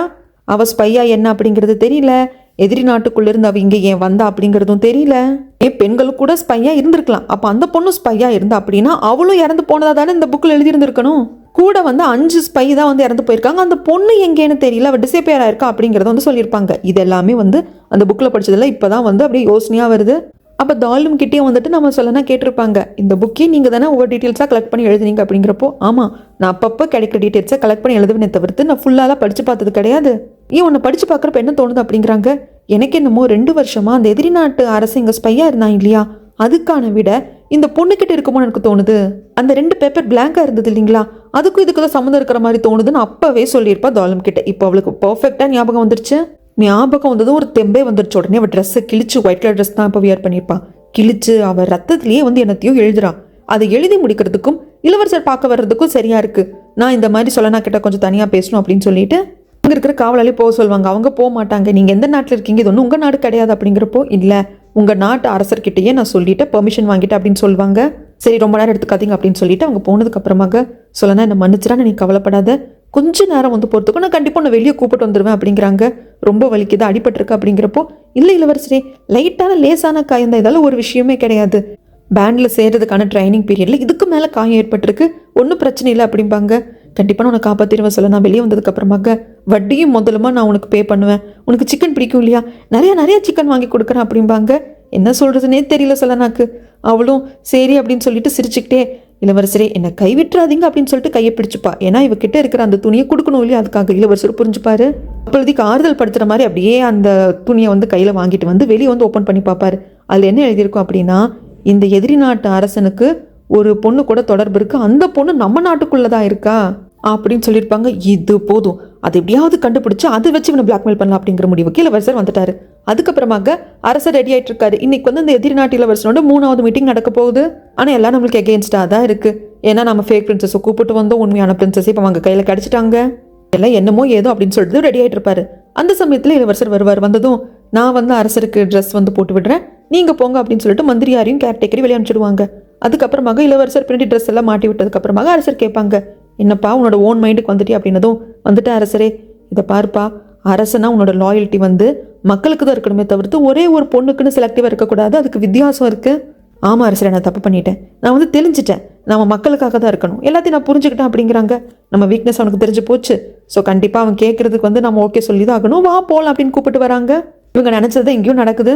இப்போ பாருங்கள், நீங்கள் ஃபேக் பிரின்சஸை கூப்பிட்டு வந்துட்டு இந்த அமைதி உடன்படிக்கவே கலங்கப்படுத்திட்டீங்க, அதனால நாங்கள் கேட்குறது நீங்கள் கொடுத்து தான் தீரணும் அப்படிங்கிறப்போ அரசருக்கு தெரிஞ்சது தானே, சரி கேளுங்க அப்படின்னு சொல்லி கேட்குற சமயத்தில் இளவரசர் மைண்டுக்குள்ளே இவனோட உமன் நம்ம நாட்டுக்குள்ளே இருக்கா, அவளை கண்டுபிடிக்கணும் அப்படிங்கிறது மைண்டுக்குள்ளே ஓடிக்கிட்டே இருக்கு. இந்த பக்கம் இப்படி பேச்சுவார்த்தை நடக்கிறப்போ இந்த தங்கச்சிக்காரியை தளபதியாரோட கட்டுப்பாட்டில் தான் விட்டு போயிருப்பாங்க. அவன் தான் மேற்பார்வை பார்த்துட்டு இருப்பான். அந்த சமயத்தில் பயங்கர நக்கலாக சொல்லுவா, என்னமோ கண்டுபிடிச்சிட்டேன்னு குதிக்காத, நானா வந்து உங்ககிட்ட மாட்டினதுனால தான், நான் தான் உண்மையான இளவரசி சுபேக்கா, அவள் ஃபேக்குங்கிறதே நீ கண்டுபிடிச்ச, என்னமோ நீயே வந்து கண்டுபிடிச்ச மாதிரி ரொம்ப வந்து இது பண்ணிக்காத. ஸோ நானா வந்து உங்ககிட்ட சிக்கினதுனால தான் அவள் ஃபேக்குங்கிறத நீ கண்டுபிடிச்ச, அதனால தான் உங்கள் நாட்டு அரசர் உன்னை கொஞ்சம் மரியாதையாக பார்க்குறாரு, உனக்குன்னு நிறைய சலுகைகள் கிடைக்க போகுது, அதனால நம்ம 2 பேரும் டீலிங் போட்டுக்கலாம், எனக்கு நீ ஒரு ஃபேவர் பண்ணணுமே, அப்படி நீ எனக்கு ஃபேவர் பண்ணல அப்படின்னா நானாக தான் வந்து உங்ககிட்ட நான் தான் உண்மையான இளவரசின்னு சொல்லி தான் உங்கள் நாட்டு தளபதி கண்டுபிடிச்சாரு அப்படிங்கிறத நான் போய் சொல்லி இந்த அமைதி உடன்படிக்கை நான் வேற மாதிரி மாற்றி விட்டுருவேன். தளபதிக்கு அந்த அளவுக்கு புத்தியெல்லாம் கிடையாது, அந்த ஃபேக் பிரின்சஸ் சொல்லனா கிட்ட ஏமாந்து தான் போனா, அதுதான் உண்மையான பிரின்சஸ் நினச்சாங்கிற மாதிரியெல்லாம் சொல்லிடுவேன் அப்படிம்பாங்க. சரி என்ன தான் டீலிங் சொல்லுதான் பார்ப்போமே அப்படின்னு தளபதியார் கேட்கறதுக்கு, அந்த ஃபேக்கை என்கிட்ட கொடுத்துரு அப்படின்பா. எந்த ஃபேக்னா சொல்லனாவா தான் சொல்கிறா. இந்த பக்கம் சொல்லனா இருக்கிற ஜெயில தான் காட்டுறாங்க. அந்த இடத்துல டோர் வந்து ஓப்பன் ஆகுது, அதாவது மெயின் டோர் கிடையாதுங்க, அந்த சிவத்துல தப்பிச்சு போகிறதுக்கு ஏற்ற மாதிரி ஓப்பன் ஆகுது. ஒன்றுமே புரியல சொல்லனாக்கு. அப்போ அந்த பிரிசனில் கார்டாக இருக்கிறவரு, இந்த பாரு தப்பிச்சு போ, ஒழுங்கா நீங்கிறது தப்பிச்சு போயிடு அப்படிங்கிறப்போ சொல்லனாவும் வெளியே வருவா. அங்கே வந்து காவல் காட்கள்லாம் இருப்பாங்க. அந்த இடத்துல வந்து அந்த எதிரி நாட்டோட அந்த காவலாளியை வந்து அவங்க எல்லாரையும் அனுப்பிச்சிட்டு வெளியே வர சொல்லனா கிட்ட கை நிறக்க வந்து தங்க நாணயங்கள் இருக்கிற ஒரு பேக் கொடுத்து, இங்கிருந்து உடனே தப்பிச்சு போ, நீங்கள் என்ன எதுக்காக எனக்கு ஹெல்ப் பண்ணுறீங்க, அதெல்லாம் சொல்ல முடியாது, தங்க நாணயங்களை வச்சுக்கோ தப்பிச்சு போ, ஆனால் நீ எகெயின் வந்து அந்த நாட்டுக்கே போகக்கூடாது, அரசர் இருக்கிற நாட்டுக்கே போகக்கூடாது, வேறு எங்கே வேணா போய்க்கோ அப்படின்னு சொல்லுவாங்க. இவ்வளோ வாங்கிட்டு வந்துடுவா. வர்ற சமயத்தை எப்படி திரும்பி பார்த்து, அரசரே என்னை மன்னிச்சிருங்க அப்படின்னு சொல்லிட்டு அரசரை வந்து அப்பான்னு கூப்பிட்டதெல்லாம் ஞாபகம் வருது. மனசுக்குள்ளே இளவரசரை நினச்சிக்கிட்டு, இதுக்கப்புறம் நம்ம மீட் பண்ண முடியாது, பெரிய அண்ணா சின்னண்ணா நீங்கள் நல்லா இருங்க, இதுக்கப்புறம் என்னால் உங்களால் மீட் பண்ண முடியாது அப்படின்னு சொல்லிட்டு சொல்லனா போவா. இது எல்லாத்தையும் தள்ளி நின்று தங்கச்சிக்காரி பாப்பா, இதெல்லாம் இவ பிளான் தான், அக்கா இதுக்கப்புறம் நம்ம மீட் பண்ணிக்கவே கூடாது அப்படின்னு சொல்லிட்டு சொல்லிப்பா. இந்த பக்கமாக அரசரும் அந்த நாட்டோட, அதாவது எதிரி நாட்டோட அரசரும் பேசுகிற உடன்படிக்கையெல்லாம் முடிஞ்சு போச்சு. அவன் என்ன கேட்டிருப்பான்னா, ஒரு துறைமுகத்தை தானே எதிரி நாட்டு அரசன் வந்து அட்டாக் பண்ணியிருப்பான், அந்த துறைமுகத்தை எங்களுக்கே கொடுத்துடுங்க. நீங்க இப்போ ஃபேக் பிரின்சஸ் எல்லாம் கூப்பிட்டு வந்து ஒரு நாடகம் ஆடினீங்க இல்லையா, அதெல்லாம் நான் பெருசா கண்டுக்க மாட்டேன் அப்படின்னு சொல்லியிருப்பா. அரசருக்கு வேற வழி இல்லாம ஓகேன்னு சொல்லியிருப்பாங்க. இப்போ இந்த 2 நாட்டோட அரசரும் பேசி முடிஞ்சாச்சு, போயாச்சு. அதுக்கப்புறமாக நம்ம இளவரசர் ஒரு பார்ட்டி மாதிரி ஏற்பாடு பண்ணி அந்த எதிரி நாட்டு அரசரை இன்வைட் பண்ணியிருப்பாங்க. வர்ற அந்த எதிரி நாட்டு அரசரும், என்னப்பா நீ பாட்டுக்கு தனியாக என்ன கூப்பிடுற அப்படிங்கிறப்போ, இல்லை பேச்சுவார்த்தையெல்லாம் முடிஞ்சிடுச்சதுக்கப்புறம் நாங்கள் நாட்டுக்கு கிளம்ப போகிறோம். பட் என்னதான் இருந்தாலும் நீங்கள் வந்து பெருந்தன்மையாக எங்களை மன்னிச்சு விட்டுட்டீங்க. நாங்கள் ஃபேக் பிரின்சஸ் எல்லாம் கூப்பிட்டு வந்தோம், நீங்கள் ஜஸ்ட் எங்களோட துறைமுகத்தை மட்டும் வாங்கிட்டு பெருசாக எதுவும் பண்ணாம விட்டுட்டீங்க இல்லையா, அதுக்காக உங்களுக்கு நான் ஒரு சின்ன பார்ட்டி கொடுக்கலான் இருக்கேன். உங்களுக்கு எங்கள் நாட்டோட ஒயின் வந்து ரொம்ப பிடிக்குமாமே, அதை வந்து நான் கேள்விப்பட்டிருக்கேன். அதனால் எங்கள் நாட்டிலேருந்து நாங்கள் நிறைய ஒயின் கொண்டு வந்திருக்கோம், இந்தாங்க அப்படின்னு சொல்லிட்டு ஊற்றி கொடுக்குறப்போ சந்தேகப்படுறான். இவன் தான் பண்ணிடுவானோ அப்படின்னு சொல்லிட்டு ஃபஸ்ட்டு நீ குடி அப்படிங்கிறப்போ நம்ம இளவரசர் குடிக்கிறாங்க. அதனால் இவனும் குடிக்க ஆரம்பிக்கிறான். ஒரு 4-5 ரவுண்டு போனதுக்கு அப்புறமாக லைட்டாக அரசருக்கு வந்து போதை ஏறிட்டு தள்ளாடுற ஸ்டேஜ். அப்போது நம்ம இளவரசர் ஒவ்வொன்றா வந்து உண்மையை வாங்குவார். சில வருடங்களுக்கு முன்னாடி நீங்கள் எங்கள் நாட்டுக்கு ஸ்பையாக வந்திருக்கீங்களா அப்படிங்கிறப்போ, ஆமாம் வந்து 2 வருஷம் இருந்தேன். ஆனால் அப்போ வந்து நான் இளவரசனாக தான் இருந்தேன். அப்போ இந்த நாட்டுக்கு நான் அரசனாக மாறல. ஆனால் 2 வருஷம் உங்கள் நாட்டுக்குள்ளே இருந்தும் நான் தான் எதிரி நாட்டோட இளவரசன் அப்படிங்கிறது உங்கள் நாட்டில் இருக்கிற யாராலையும் கண்டுபிடிக்க முடியல பார்த்தியா அப்படின்னு சொல்லிட்டு இவன் பயங்கர பெருமையாலாம் பேசிட்டு தான் சரக்கடிப்பான். அதுக்கப்புறமாக 2 வருஷம் கழிச்சு இவன் பிடிப்படுற மாதிரி இருக்கிறப்ப தான் நான் வந்தேன். எங்கள் நாட்டுக்கு வந்ததுக்கப்புறமாக எங்கள் அப்பா இறந்து போனார், நான் அரசன் ஆகிட்டேன் அப்படின்னு சொல்லிட்டு எல்லா கதையும் சொல்லுவான். அப்போ தான் உங்கள் நாட்டோட ஒயின் வந்து எனக்கு பிடிச்சி போச்சு, உங்கள் ஒயின் வந்து ரொம்ப நல்லாயிருக்கும் அப்படின்னு சொல்லிட்டு இருக்கிற சமயத்தில், ஓ அப்படியா, எங்கள் நாட்டில் நீங்கள் எங்கே தங்கியிருந்தீங்க அப்படிங்கிறப்போ அந்த ஊர் பேர் சொல்கிறான். அங்கே இருக்கிற மக்கள் நல்லவங்க, தண்ணியெல்லாம் அவ்வளோ கிளியராக இருக்கும், அங்கே வந்து நான் என்னோட சந்தோஷத்தையே பார்த்தேன் அப்படின்னு சொல்லிட்டு எல்லாத்தையும் வாங்கிட்டான். அதுக்கப்புறமா இவர் நிறைய ஊற்றி கொடுத்து எதிரி நாட்டு இளவரசன் போதையில் மயங்கி தூங்கியே போயிட்டான். அதுக்கப்புறமாக பெரியண்ணா சின்னண்ணா வர வச்சு சின்னண்ணனை பார்த்து வரைங்க அப்படிங்கிறாங்க. அவர் உடனே வரைய ஆரம்பிக்கிறாங்க. அப்படி வரைய ஆரம்பித்த கையோட பேண்டை சேர்ந்த மென் எல்லாத்தையும் நம்ம இளவரசர் வர சொல்லியிருப்பாங்க. அது இங்கிருந்து தூது அனுப்பிச்சார் இல்லையா பெரியண்ணா, அந்த புறா மூலியமாக வர வச்சிருப்பாங்க. அவங்க கிட்ட சொல்கிறாங்க, இதை பாருங்க, இந்த எதிரி நாட்டு அரசனோட ஓவியத்தை சின்னண்ணா வரைஞ்சிருக்கான், அதை எடுத்துகிட்டு போயிட்டு நம்ம நாட்டில் எந்த ஊரில் அவன் வந்து 2 வருஷமாக நான் ஸ்பையாக இருந்தேன் அப்படின்னு சொல்லிட்டு இந்த எதிரி நாட்டு அரசன் சொல்லியிருப்பான் இல்லையா, அந்த ஊர் பேரையும் சொல்லி நம்ம நாட்டுக்குள்ளே இந்த ஊருக்கு போங்க, இந்த எதிரி நாட்டு அரசனோட ஓவியத்தை காட்டுங்க, கண்டிப்பாக அங்கே இருக்கிற யாருக்காவது இவனை தெரிஞ்சிருக்கும், உடனே அவங்க யார் என்ன அப்படின்னு சொல்லிட்டு கூப்பிட்டு வாங்க அப்படின்னு சொல்லி அனுப்பிச்சிக்கிறாங்க. இந்த பக்கம் அரசர் இளவரசரை பார்க்கறதுக்காக ரூமுக்கு வரப்போ இளவரசர் எதுவும் ரெடி ஆகிட்டு இருக்காரு. எங்கே ரெடி ஆகிட்டு இருக்க, என்ன எதுன்னு கேட்கறதுக்கு அரசரோட ரூமுக்கு வந்துட்டு, இந்த மாதிரி இந்த எதிரி நாட்டு அரசனோட ஒரு ரகசியம் எனக்கு தெரிஞ்சிருக்கு, அதை வச்சு நாம் அவனை லாக் பண்ணலாம், சொல்ல நான் விடுதலை பண்ண வைக்கலாம் அப்படிங்கிறப்போ பக்கத்தில் தங்கச்சி கறி இருப்பா. அரசர் டென்ஷன் ஆயிடுவார். என்ன நினச்சிட்டு இருக்க, அப்போ இன்னும் சொல்ல நம்மளுக்கு நம்பிக்கை இருக்கா, அவள் இந்த நாட்டோட ஸ்பையாக இருக்க மாட்டான்னு நம்புறியா, ஒரு சின்ன வந்து சந்தேகம் கூட வரலையா அப்படிங்கிறதுக்கு, இல்லை அரசரே வரவே இல்லை, எனக்கு சொல்ல மேலே நம்பிக்கை இருக்குது, எனக்கு கடுகளவு கூட அவன் மேலே சந்தேகமே வரல அப்படின்னு சொல்கிற சமயத்தில், தாலுவை மறந்துட்டியா, தாலுமையும் எங்கள் அப்பா இப்படி தாண்டா நம்பினாரு அப்படின்னு சொல்லிட்டு அரசர் சொல்லிக்கிட்டே இருக்கிறப்போ உள்ள மந்திரியார் வந்து சொல்லனா தப்பிச்சு போயிட்டா அப்படின்னு சொல்லுவாங்க. தங்கச்சிக்காரி அப்படியே முகத்தை சோகமாக வச்சுக்கிட்டு, பார்த்தீங்களா அரசரே, நான் தான் சொன்னேன் இல்லையா, அவள் வந்து ஸ்பை இல்லைன்னா ஏன் தப்பிச்சு போகணும், ஸ்பையாக இருக்கிறதுனால தானே இந்த சிறையிலேருந்து ஈஸியாக தப்பிச்சு போக முடிஞ்சுது, இது போதுமே அவள் ஸ்பைன்னு ப்ரூஃப் பண்ணுறதுக்கு அப்படின்னு சொல்லிடுவாங்க. ஆனால் இளவரசர் இப்போ நம்பவே மாட்டேன், சொல்லனா தப்பிச்சு போயிருக்க மாட்டா, எனக்கு நம்பிக்கை இருக்குன்னு சொல்வார். அரசர் நானே வந்து நேரில் பார்க்குறேன் அப்படின்னு சொல்லிட்டு எல்லாரும் கிளம்பி போவாங்க. அப்போ தங்கச்சிக்காரி மட்டும் இவங்களை ஃபாலோ பண்ணி போக மாட்டா. மந்திரியார் ரூம்பை விட்டு போகிறப்போ இந்த தங்கச்சிக்காரி ஒரு முறைச்சிட்டு போவார் பாருங்க, அதான் நோட்டீஸ் பண்ணிப்பாவ. கடைசியில் இளவரசிக்கு வணக்கம் அப்படின்னு வணக்கம் வச்சுட்டு போயிடுவாரு. இந்த ஆள் நம்மளை டவுட் படுறான் அப்படிங்கிறது தங்கச்சிக்காரிக்கு தெரிஞ்சு போச்சு. இந்த பக்கமாக ஜெயிலுக்கு வரப்போ அங்கே வந்து தளபதியார் இருக்காங்க. தளபதியாரை பார்த்துட்டு, ஆமாம் சொல்லணா எங்க நான் பார்க்கணும் அப்படிங்கிறப்ப தளபதியார் கேட்பாங்க, என்ன நினச்சிட்டு இருக்கீங்க, அந்த பொண்ணை நீங்களே தவிக்க வச்சுட்டு எப்படி பார்ப்பீங்க, அந்த பொண்ணை நாங்கள் ஆரம்பத்தில் ஃபேக் பிரின்சஸாக இருப்பா அப்படின்னு சொல்லி கண்டுபிடிச்சப்போ எங்கள் நாட்டோட ஸ்பையி நாங்கள் தான் உங்களுக்கு நாட்டுக்கு அனுப்பிச்சிருக்கோம் அப்படின்னு நீங்கள் சொன்னீங்க, இப்போ அந்த பொண்ணை தப்பிக்க வச்சுட்டு என்ன நாடகம் ஆடுறீங்களா அப்படிங்கிறாங்க. லூசு மாதிரி வளராதாடா அப்படின்னு சொல்லிட்டு உள்ளே வந்து அரசர் பார்த்தா சொல்லனா ஜெயிலுக்குள்ளே தான் இருப்பா. இந்த எதிரி நாட்டு தளபதியாருக்கே ஒன்றும் புரியாது. அரசரே அப்படின்னு சொல்லிட்டு வர்றப்போ, இல்லை சொல்லனா என்னால் இன்னும் உன்னை நம்ப முடியல அப்படின்னு சொல்லுவார். சொல்லனாக்கெல்லாம் கண்ணு கலங்கிடும், ஐயோ அரசரும் நம்மளை ஸ்பையாக தான் நினைக்கிறாரு போல இருக்கு அப்படின்னு சொல்லிட்டு. ஆனால் இளவரசர் வந்துட்டு, கவலைப்படாத தைரியமாக இரு, நான் இருக்கேன் அப்படின்னு சொல்லிட்டு வருவார். அதுக்கப்புறம் தளபதியார் வந்து கேட்பாரு, நீ தப்பிச்சு போனில்ல, எப்படி உள்ளே வந்த அப்படின்னு கேட்குறப்போ, எந்த வழியாக நீங்கள் என்னை தப்பிக்க வச்சிங்களோ அதே வழியாக தான் நானும் உள்ளே வந்தேன், எனக்கு நல்லா தெரிஞ்சு போச்சு, நீ என்னை தப்பிக்க வச்சு உங்கள் நாட்டோட சார்பாக தான் அந்த நாட்டுக்கு நான் ஸ்பையாக போயிருக்கேன் அப்படிங்கிற மாதிரி என் மேலே பழி போட பார்த்தேன், அது எனக்கு தெரிஞ்சோடனே நான் உள்ளே வந்துட்டேன். அது மட்டும் இல்லாமல் நீ பண்ணுற இந்த கேவலமான வேலையில் உங்கள் அரசருக்கு தெரியுமா அப்படிங்கிறப்போ இந்த தளபதியாருக்கு கோவம் வந்துடும். ஏன்னா அரசருக்கு தெரியாமல் தானே இந்த தளபதியார் வந்து அந்த தங்கச்சிக்காரி கூட அந்த டீல் போட்டிருப்பான், அதனால என்ன பண்ணுறதுன்னு தெரியாமல் போயிடுறான். அதுக்கப்புறம் அரசர் அவங்க ரூமுக்கு வந்துடுவாங்க. அப்போ மந்திரியார் வந்துட்டு சொல்லுவாங்க, சே அந்த பொண்ணு அப்போது இந்த எதிரி நாட்டோட ஸ்பை இல்லை போல் இருக்கவர்கள் இந்த எதிரி நாட்டோட ஸ்பையாக இருந்தது அப்படின்னா நம்ம இதை வச்சு ஒரு வேலை பண்ணியிருக்கலாம், அந்த எதிரி நாட்டு அரசர் இதை வச்சு நம்ம கார்னர் பண்ணியிருக்கலாம் அப்படிங்கிறப்ப அரசர் சொல்லுவாரு பாருங்க, நல்ல வேலை அந்த பொண்ணு ஸ்பை இல்லை அப்படிங்கிறது எனக்கு சந்தோஷமா இருக்கு அப்படிம்பாரு. என்ன சொலனா கிட்ட இவருக்கு ஒரு பாண்டிங் உருவாயிடுச்சு. ஒரு பொண்ணாதான் அவர் பார்த்தாரு, பட் இருந்தாலும் அந்த சந்தேகம் அப்படிங்கிறது இருந்தது. ஆனால் அந்த பொண்ணு ஸ்பை இல்லை அப்படின்னு தெரிய வரப்போ இவருக்கு சந்தோஷமா தான் இருக்கு. ஏற்கனவே தாலும் அப்படிங்கிறவங்க மூலியமாக ஒரு துரோகத்தை இவங்க அப்பா சந்திச்சது இவர் பார்த்துருக்காரு இல்லையா?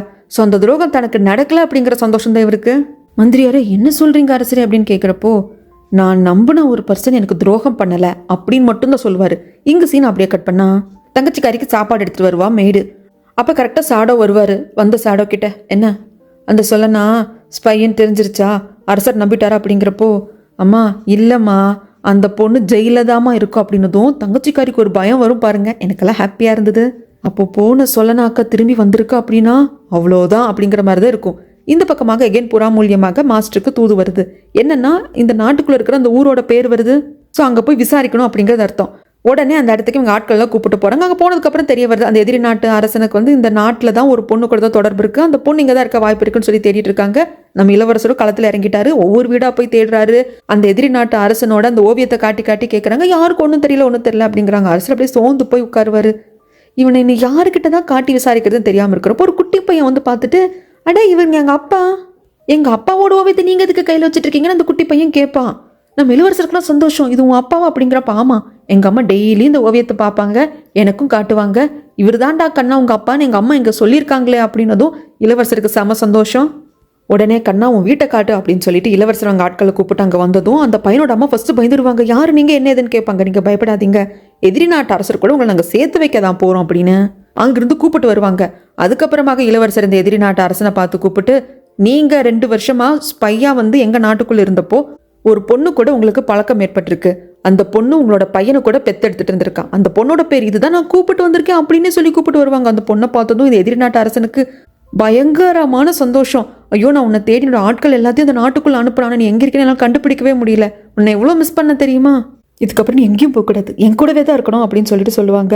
அப்போ இளவரசர் சொல்லுவாங்க, அந்த வேலையில இங்கே ஆகாது. இப்போ கூட இந்த பொண்ணு எங்கள் நாட்டு பிரஜை தான், உங்கள் நாட்டு பிரஜையும் கிடையாது, உங்கள் மனைவியும் கிடையாது. நாங்கள் நினச்சா இந்த பொண்ணை எங்கள் நாட்டுக்கே கொண்டே வச்சுக்க முடியும், கைதியாக கூட. அப்படி நாங்கள் பண்ணக்கூடாது அப்படின்னா நீங்கள் என்கிட்ட சொல்லனாவை கொடுங்க, இந்த பொண்ணை நான் இங்கே விட்டுட்டு போகிறேன் அப்படின்னு சொல்லிட்டு இளவரசர் இங்கே பேசிகிட்டு இருப்பாங்க. இந்த எதிரி நாட்டு அரசன் ஓகேன்னு சொல்லி ஒத்துக்கிட்டு தான் தீரணும். ஆனால் இது இங்கே ஒரு பக்கம் நடந்துட்டு இருக்கிறப்போ இந்த பக்கம் ஜெயிலில் இருக்கிற சொல்லனாவை காட்டுறாங்க. சாப்பிட்றதுக்கெல்லாம் கொண்டு வந்து வைக்கிறாங்க. இளவரசர் தான் சொல்லியிருப்பார் போல இருக்குன்னு நினைக்கிற சொல்லனா. ஆனால் அந்த ஜெயில் வார்டன் இருந்துட்டு, என்ன நல்லா சாப்பிட்டுக்கோ, நாளைக்கு நீ விடியில எல்லாம் பார்க்க மாட்டேன், உன்னை கொல்ல தான் போகிறோம், நீ தப்பிச்சு போனப்பே போயிருக்கணும், உன்னை யார் திரும்பி வர சொன்னது அப்படிம்பாங்க. ஒரு செகண்ட் சொல்லனாக்கு பயம் வந்துடும். அப்போது நம்மளை இளவரசரால் காப்பாற்ற முடியாதான்னு சொல்லிட்டு, ஆனாலும் மனசு திடப்படுத்திக்கிட்டு, பரவாயில்ல இவங்க ஏதோ பிளான் பண்ணுறாங்க போல இருக்குது, நம்மளை தப்பிக்க வைக்க பார்த்தாங்க, இப்போ சாப்பாடு கொடுத்து சாப்பாட்டில் ஏதாவது வச்சு நம்மளை கொன்னுட்டு கடைசியில் இந்த எதிரி நாட்டோட ஸ்பையை நம்மளை சொல்லிடுவாங்க, என்னன்னாலும் பரவாயில்ல இளவரசர் கண்டிப்பாக வருவார் அப்படின்னு சொல்லிட்டு ரொம்ப உறுதியோடு இருப்பா. ஆனால் பசி, மயக்கம், அடி வாங்கின களைப்பு, ரொம்ப மயக்க ஸ்டேஜுக்கு போகிறப்போ சிறை கதவு திறக்கிற மாதிரி இருக்கும். இதெல்லாம் கனவுல நடக்கிற மாதிரி தான் இருக்குது. விட்டு வெளியே வரா, அப்படியே தள்ளாடி வெளியே வர்றப்போ விடிய கால டைமு. அங்கே இளவரசர் நிற்பார். இளவரசரை பார்த்ததுக்கு அப்புறம் தான் இவளுக்கு நிம்மதியே வரும். இளவரசரும் கண்கலங்க, சொல்லனாவும் கண்கலங்க பார்த்துட்டு இருக்க, இப்படி சொல்லனா உயிரோட வெளியே வந்துட்டா அவ்வளோதான், நம்மளுக்கு ஆப்பு தான் அப்படிங்கிறத தங்கச்சிக்காரி தள்ளி நின்று பார்க்குறா. அவளும் கண்கலங்க தான் பாப்பா, அவள் ஏன் கண்கலங்குறா அப்படிங்கிறது நம்மளுக்கு தெரியும். சொல்லனா அப்படியே இளவரசரே அப்படின்னு 2 எட்டு எடுத்து வைப்பா. அவளால் நடக்கவே முடியல, அப்படியே பொத்துன்னு விழறப்போ இளவரசருக்கு தான் போய் தாங்கி பிடிக்கணும் அப்படின்னு சொல்லிட்டு இருக்கான். இளவரசர் போகிறதுக்குள்ள பாடிகார்ட் போயிட்டு பாதுகாப்பாக தாங்கி எழுந்து நிற்க வைப்பாரு. இளவரசருக்கு அது ரொம்ப கஷ்டமாக இருக்கும், நாம தான் போய் அவளை பார்த்துக்கணும் அப்படின்ட்டு இருக்கும். பட் இருந்தாலும் அவரோட பொசிஷன் தடுக்குது, தன்னை கண்ட்ரோல் பண்ணிப்பாரு. அதுக்கப்புறமாக பாடிகார்டை தாங்கி பிடிச்சி சொல்லனாவை கூப்பிட்டு வருவாங்க. இதெல்லாத்தையும் தள்ளி நின்று பார்த்துட்டு தங்கச்சிக்காரி வருவா.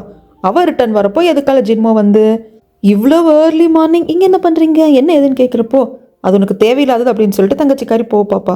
ஆனால் இவன் விடாமல் கை பிடிச்சிக்கிட்டு, எனக்கு நல்லா தெரியுது உங்களுக்கு என்னோட ஹெல்ப் வேணும்னு, என்ன ஹெல்ப்பாக இருந்தாலும் தயங்காமல் என்கிட்ட கேளுங்க அப்படிங்கிறப்போ, சீப்போ அப்படிங்கிற மாதிரி கையை தட்டி விட்டு வந்துடுவா. இங்கே பாடி கார்டு சொல்லனாவை கூப்பிட்டு பெரியண்ணா சின்னண்ணா கேட்டோ படிச்சிடுவாங்க, பத்திரமா பார்த்துக்கோங்க, சொல்லனாக்கு நல்லா ரெஸ்ட் வேணும் அப்படிங்கிறப்போ, ஐயோ சொல்லனா எங்கள் கிட்ட வந்ததே போதும், நாங்கள் பத்திரமா பார்த்துக்குறோம் அப்படின்ட்டு அவ்வளோ பாண்டிங் நல்லா இருக்குங்க இந்த சீனில். சொல்லனா வா படுத்து உனக்கு சாப்பாடு எடுத்துகிட்டு வரும் அப்படின்னு சொல்லிட்டு ரொம்ப பத்திரமா பார்த்துப்பாங்க. இந்த பக்கம் தலையில் கை வச்சுட்டு உட்காந்துட்டு இருப்பா தங்கச்சிக்காரி. அப்போது இளவரசர் வருவார். மரியாதையை விழுந்து நிற்பா. பரவாயில்லம்மா உட்காரு, அப்புறம் என்னை மன்னிச்சிரு, அன்றைக்கி கோபத்தில் வார்த்தையை ஒசத்தி பேசிட்டேன், சொல்லனாக்காக உங்ககிட்ட வார்த்தையை வசதி பேசிட்டு அப்படிங்கிறப்போ பரவாயில்ல, நீங்கள் அண்ணா தானே, பரவாயில்ல அப்படிங்கிறப்போ பரவாயில்ல நீ அண்டர்ஸ்டாண்ட் பண்ணிக்கிட்டே அதுக்கு ரொம்ப நன்றி அப்படிம்பாங்க. ஆமாம், அந்த பொண்ணு அவள் மேலே எனக்கு இன்னும் நம்பிக்கையெல்லாம் வரல அண்ணா, எனக்கு என்னமோ அவள் ஸ்பையாக இருப்பான்னு தோணுது அப்படிங்கிறப்ப இளவரசருக்கு கோவம் வருது. இதை பாருமா, நான் சொல்கிறது நல்லா கேட்டுக்கோ. நானாக தான் அந்த பொண்ணை பேண்டுக்குள்ளே சேர்த்தேன். எனக்கு சொல்லனா பற்றி நல்லா தெரியும். அவள் கண்டிப்பாக ஸ்பையாக இருக்க மாட்டா அப்படிங்கிறப்போ யாரு கண்டது, எனக்கு வந்து நம்பிக்கை வரலப்பா, எனக்கு ட்ரஸ்டே வரலப்பா அப்படிங்கிறப்போ செம கடுப்பாயிடும். இதை பாரு பிரின்சஸ் அப்படிம்பாங்க. பாருங்க தங்கச்சி காரி பயந்துடுவா. எனக்கு ஒரே ஒரு டவுட்டு தான், உனக்கு சொல்ல நம்மள சந்தேகம் வந்துச்சு அப்படின்னா நீ எதுக்கு இவ்வளோ அவசரப்பட்டு இவ்வளோ பதட்டப்பட்டு நேராக எங்கே கிளம்பி வந்த? அங்கே இருக்கிற மந்திரியார்கிட்டையும் சொல்லலை, ராணிக்கிட்டையும் சொல்லலை அப்படின்னு சொல்லி ஆரம்பிக்க ஐயோ கிளறாரு அப்படிங்கிற மாதிரி தங்கச்சிக்காரிக்கு இருக்கும். இதை பாருமா, யாருக்கிட்டையும் சொல்லாமல் நீ டைரக்டாக இங்கே வந்து தப்பு தான் அப்படிங்கிற சமயத்தில் ஆமாம் இளவரசே, நான் பண்ணது தப்பு தான், என்ன மன்னிச்சிருங்க அப்படிங்கிறாங்க. சரி, இதுக்கப்புறம் இதை பற்றி நம்ம பேச வேண்டாம் அப்படின்னு சொல்லிடுவாங்க.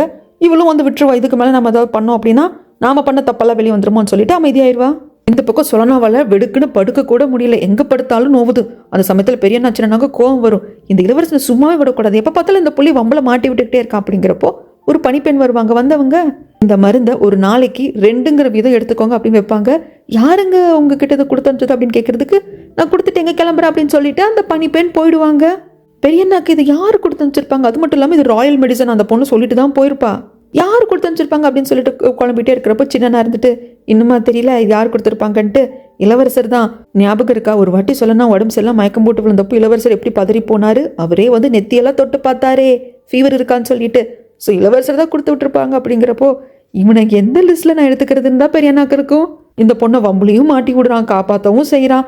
என்னமோ ஒன்று சரி சொல்லனா, மருந்தை வந்து சூடு பண்ணிட்டு வரேன் உனக்கு கொடுக்குறேன் அப்படின்னு சொல்லிட்டு 2 பேரும் போவாங்க. சொல்லனாக்கு இப்போ அடிப்பட்டதெல்லாம் வலிக்கவே இல்லை. அச்சோ இளவரசர் நம்மளுக்காக மருந்து அனுப்பிச்சிருக்காரு அப்படின்னு சொல்லிட்டு ரொம்ப சந்தோஷமாக இருக்கும். அதுக்கப்புறமாக பார்த்தா இந்த மருந்து அனுப்பிச்சது இளவரசர் கிடையாதுங்க, அரசர். கேர்டேக்கர் கிட்ட கேட்குறாங்க, மருந்தை வந்து அந்த பொண்ணுக்கு சேரும்படி செஞ்சுட்டி அப்படின்னு சொல்லிட்டு. பண்ணிட்டேன் அரசரே. அது மட்டும் இல்லாமல் இங்கிருந்து நீங்கள் கிளம்பி போகிறதுக்கான நாளையும் நீங்கள் போஸ்ட்பான் பண்ணது அந்த பொண்ணுக்காக தானே, ஏன்னா உடனே கிளம்பி போகணும் அப்படிங்கிறப்போ உடம்பு சரியில்லாத பொண்ணு கஷ்டப்படுவா இல்லையா? ஸோ அதனால் அதை மனசில் வச்சுக்கிட்டு ஆனால் அதை காரணமாக சொல்லாமல் கொஞ்சம் டிலேவாக கிளம்பலாம் அப்படின்னு சொல்லிட்டு அந்த டேட்டை போஸ்ட்பான் பண்ணியிருப்பாரு. அதை கேர்டேக்கர் புரிஞ்சுக்கிட்டு இதுக்காக தானே அப்படின்னு கேட்குறதுக்கு அரசர் வந்து எதுவும் சொல்கிறது இல்லை, ஆனால் சிரிச்சுக்கிறார். ஆக்சுவலாக அரசருக்கு சொல்லனா மேலே நம்பிக்கை இருக்குது. சொல்லனா ஸ்பை இல்லை அப்படின்னதுமே அவருக்கு நிம்மதியாக இருக்குது. அந்த பொண்ணு மேலே நம்ம வச்ச நம்பிக்கை பொய்யா போல, அந்த பொண்ணு நம்மளை ஏமாற்ற வந்த ஸ்பை இல்லை அப்படிங்கிறது அவருக்கு கொஞ்சம் நிம்மதியாக இருக்குது. அதுக்கப்புறமாக மருந்தெல்லாம் சாப்பிட்டு தூங்கிட்டு இருக்கிறா. நம்மளோட சொல்லனா பக்கத்தில் சாப்பாடெல்லாம் இருக்குமா, பசிக்குது சாப்பிடணும் போல இருக்குது. தட்டை எடுத்து பக்கத்தில் வச்சு உட்காந்து சாப்பிட்ற அளவுக்கு கூட தம்பில் அவ்வளோ டயர்டில் சாப்பிட்டுக்கிட்டே தூங்கிடுவா. இளவரசர் பார்க்க வருவார், அவரும் மருந்து போட்டனால எடுத்து வந்திருப்பாரு. சொல்லனா அவள் வாயில் சாப்பாடு வச்சுட்டு தூங்குறத பார்த்துட்டு அதை எடுத்துட்டு இவரே வாயை தொடச்சி விட்டுட்டு சரி அவள் நல்லா தூங்கட்டும், மருந்து டேபிளில் வச்சுட்டு அப்படிங்கிறப்ப அங்கே ஏற்கனவே மருந்து போட்டனால இருக்குது, இது என்ன பண்ணுறது இளவரசரே அப்படிங்கிறப்போ வெளியே வந்தவர் இல்லை, மருந்துகளை வந்து மிக்ஸ் பண்ணி சாப்பிடக்கூடாது, அதனால் இதை வை, அப்புறம் நாம் ஏதாவது பார்த்துக்கலாம். ஆனால் இந்த மருந்தை சொல்லனாக்கு யார் கொடுத்துருப்பா அப்படின்னு சொல்லி யோசிக்கிறாரு. அடுத்த நாள் எழுந்ததும் சொல்லனா வந்து மெய்டு ட்ரெஸ் போட்டுக்கிட்டு வெளியே வரா. நடக்கவே முடியல, இன்னும் கொஞ்சம் ரெஸ்ட் தேவைப்படுது. ஆனால் ரெடியாகி வர சொல்லியிருப்பாங்க போல இருக்கு.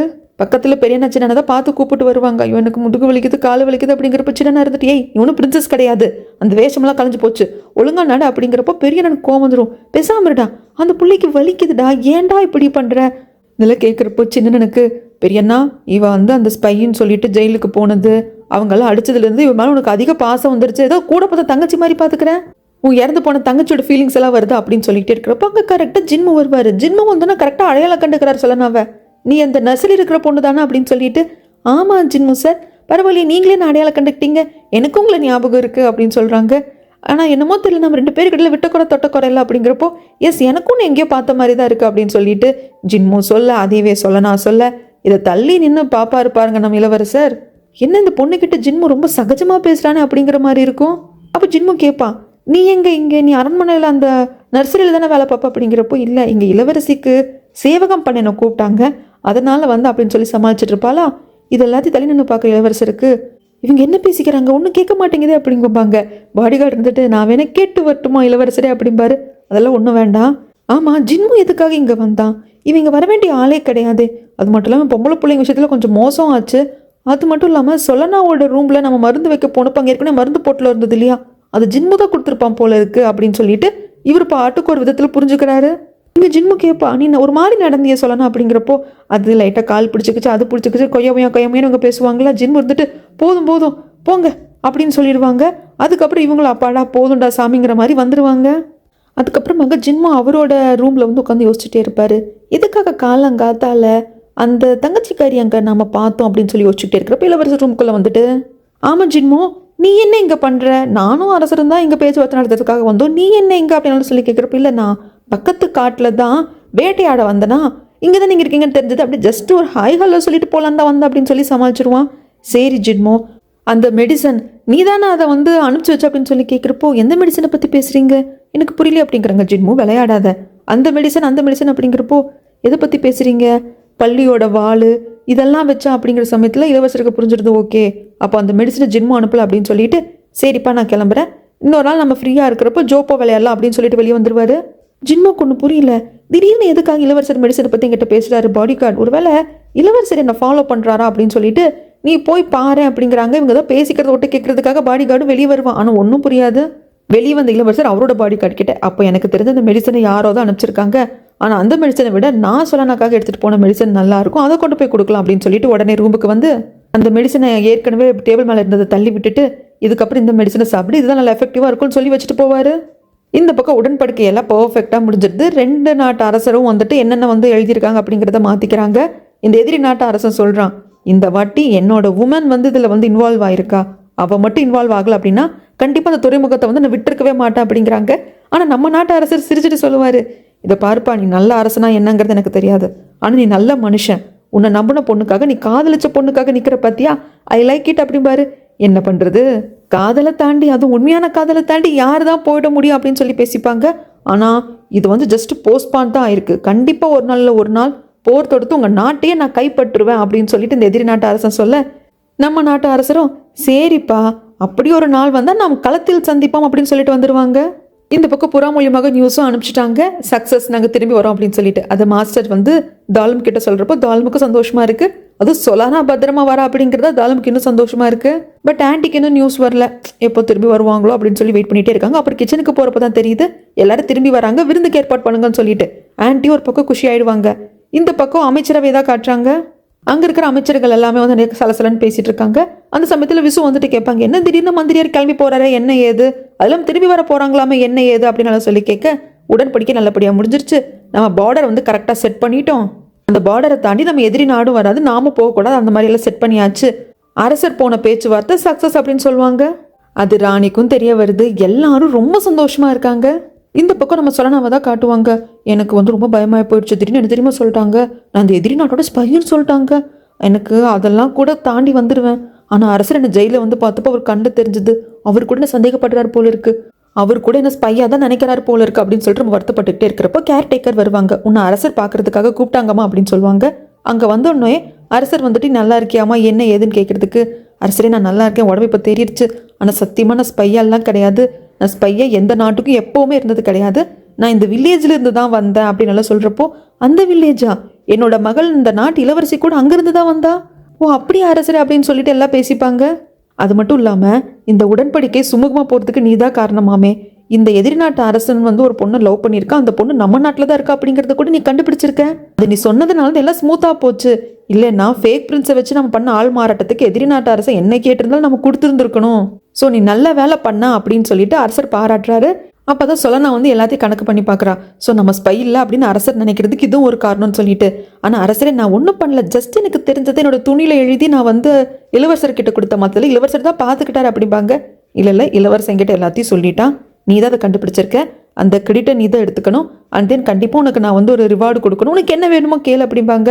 அரசர் எனக்கு எதுவும் வேண்டாம், ஆனால் எனக்கு என்ன வேணும் அப்படிங்கிறத இளவரசர்கிட்ட ஏற்கனவே கேட்டிருக்கேன், ஆனால் அவர் வந்து நான் பேண்டில் சேர்ந்ததுக்கு அப்புறமாக எனக்கு அதை வந்து பண்ணி கொடுக்குறேன்னு ப்ராமிஸ் பண்ணியிருக்காரு, நான் என் தங்கச்சியை தேடணும், அதுதான் நான் இளவரசர்கிட்ட கேட்ட ஹெல்ப்பு அப்படிங்கிறாங்க.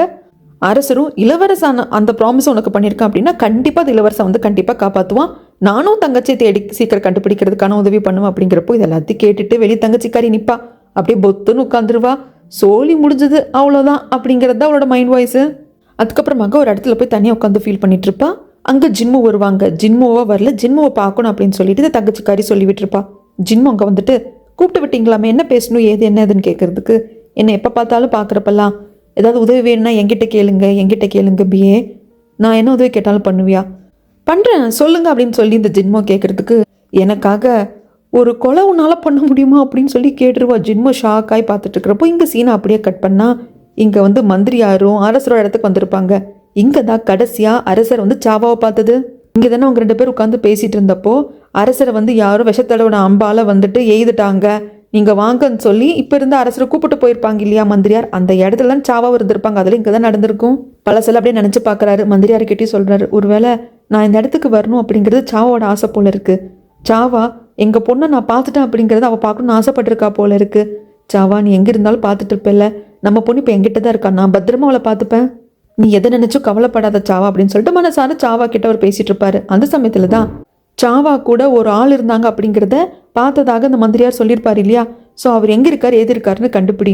ஒருவேளை அவர் உயிரோடு இருந்தார் அப்படின்னா அவருக்கு கண்டிப்பாக நான் கடமைப்பட்டிருக்கேன். ஏன்னா 20 வருஷமா என்னோட பொண்ணு அவர் பத்திரமா பார்த்துட்டு இருந்திருக்காரு இல்லையா, அதுக்கு நான் கடமைப்பட்டிருக்கேன்.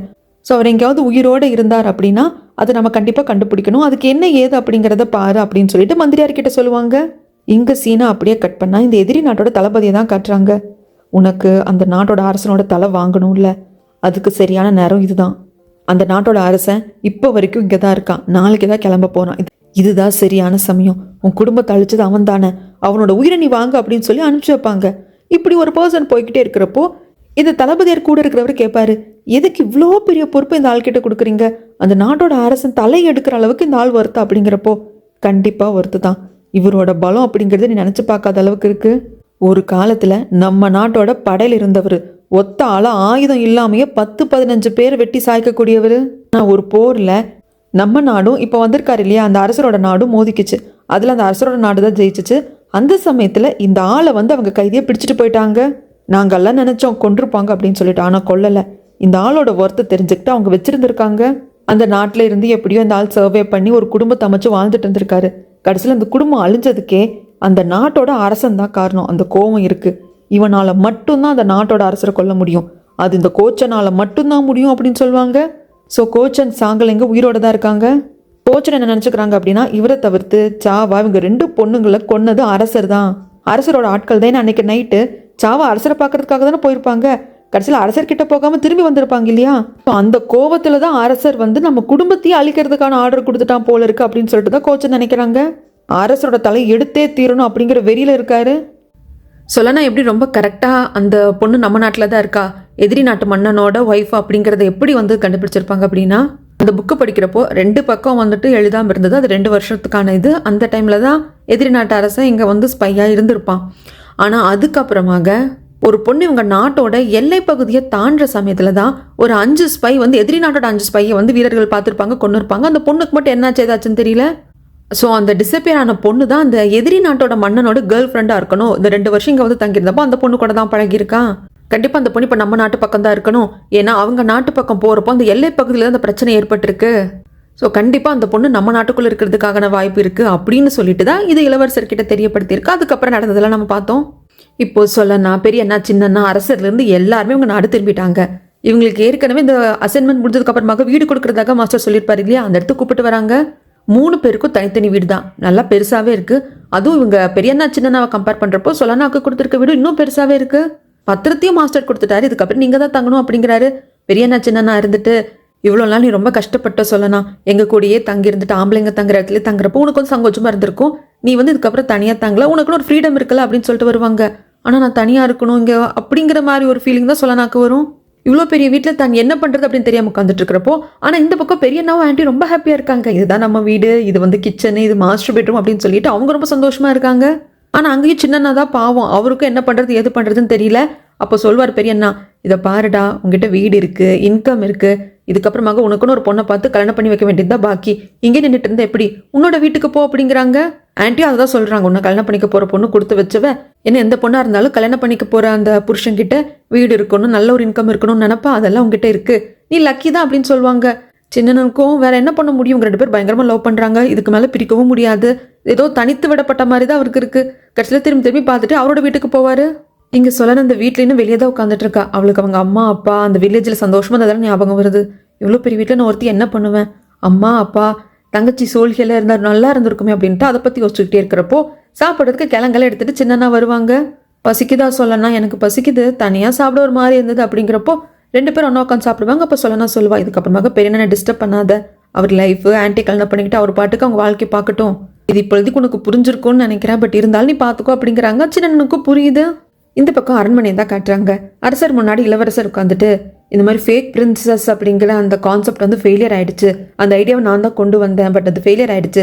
அதுக்கு நீங்கள் என்ன தண்டனை கொடுத்தாலும் நான் ஏற்றுக்கிறேன் அப்படிங்கிறப்போ, இல்லைப்பா அது ஃபெயிலியர் ஆனதுக்கு காரணம் நீ கிடையாது. உன் பிளானிங் எல்லாம் கரெக்டாக தான் இருந்தது. ஆனால் அந்த இடத்துக்கு நம்ம பிளானை மீறி நடந்தது. பிரின்சஸ் சுபேக்கா வந்தது தான். அதனால அது கொலாப்ஸ் ஆச்சு. அதில் உன்னோட தப்பு எதுவும் கிடையாது.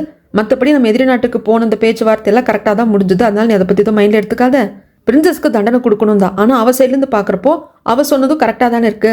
ஏன்னா ஃபேக் பிரின்சஸாக போயிருக்கிறது ஒரு எதிரி நாட்டோட ஸ்பை அப்படின்னு தெரிய வர்றப்போ அப்பா அண்ணன் சொல்லிட்டு நம்மளுக்கு தான் ஆயிடுமோன்னு சொல்லிட்டு அவள் பதறி அடிச்சுட்டு வந்திருக்கு. அதனால அவ பக்கமும் வேலிடான பாயிண்ட் இருக்கு.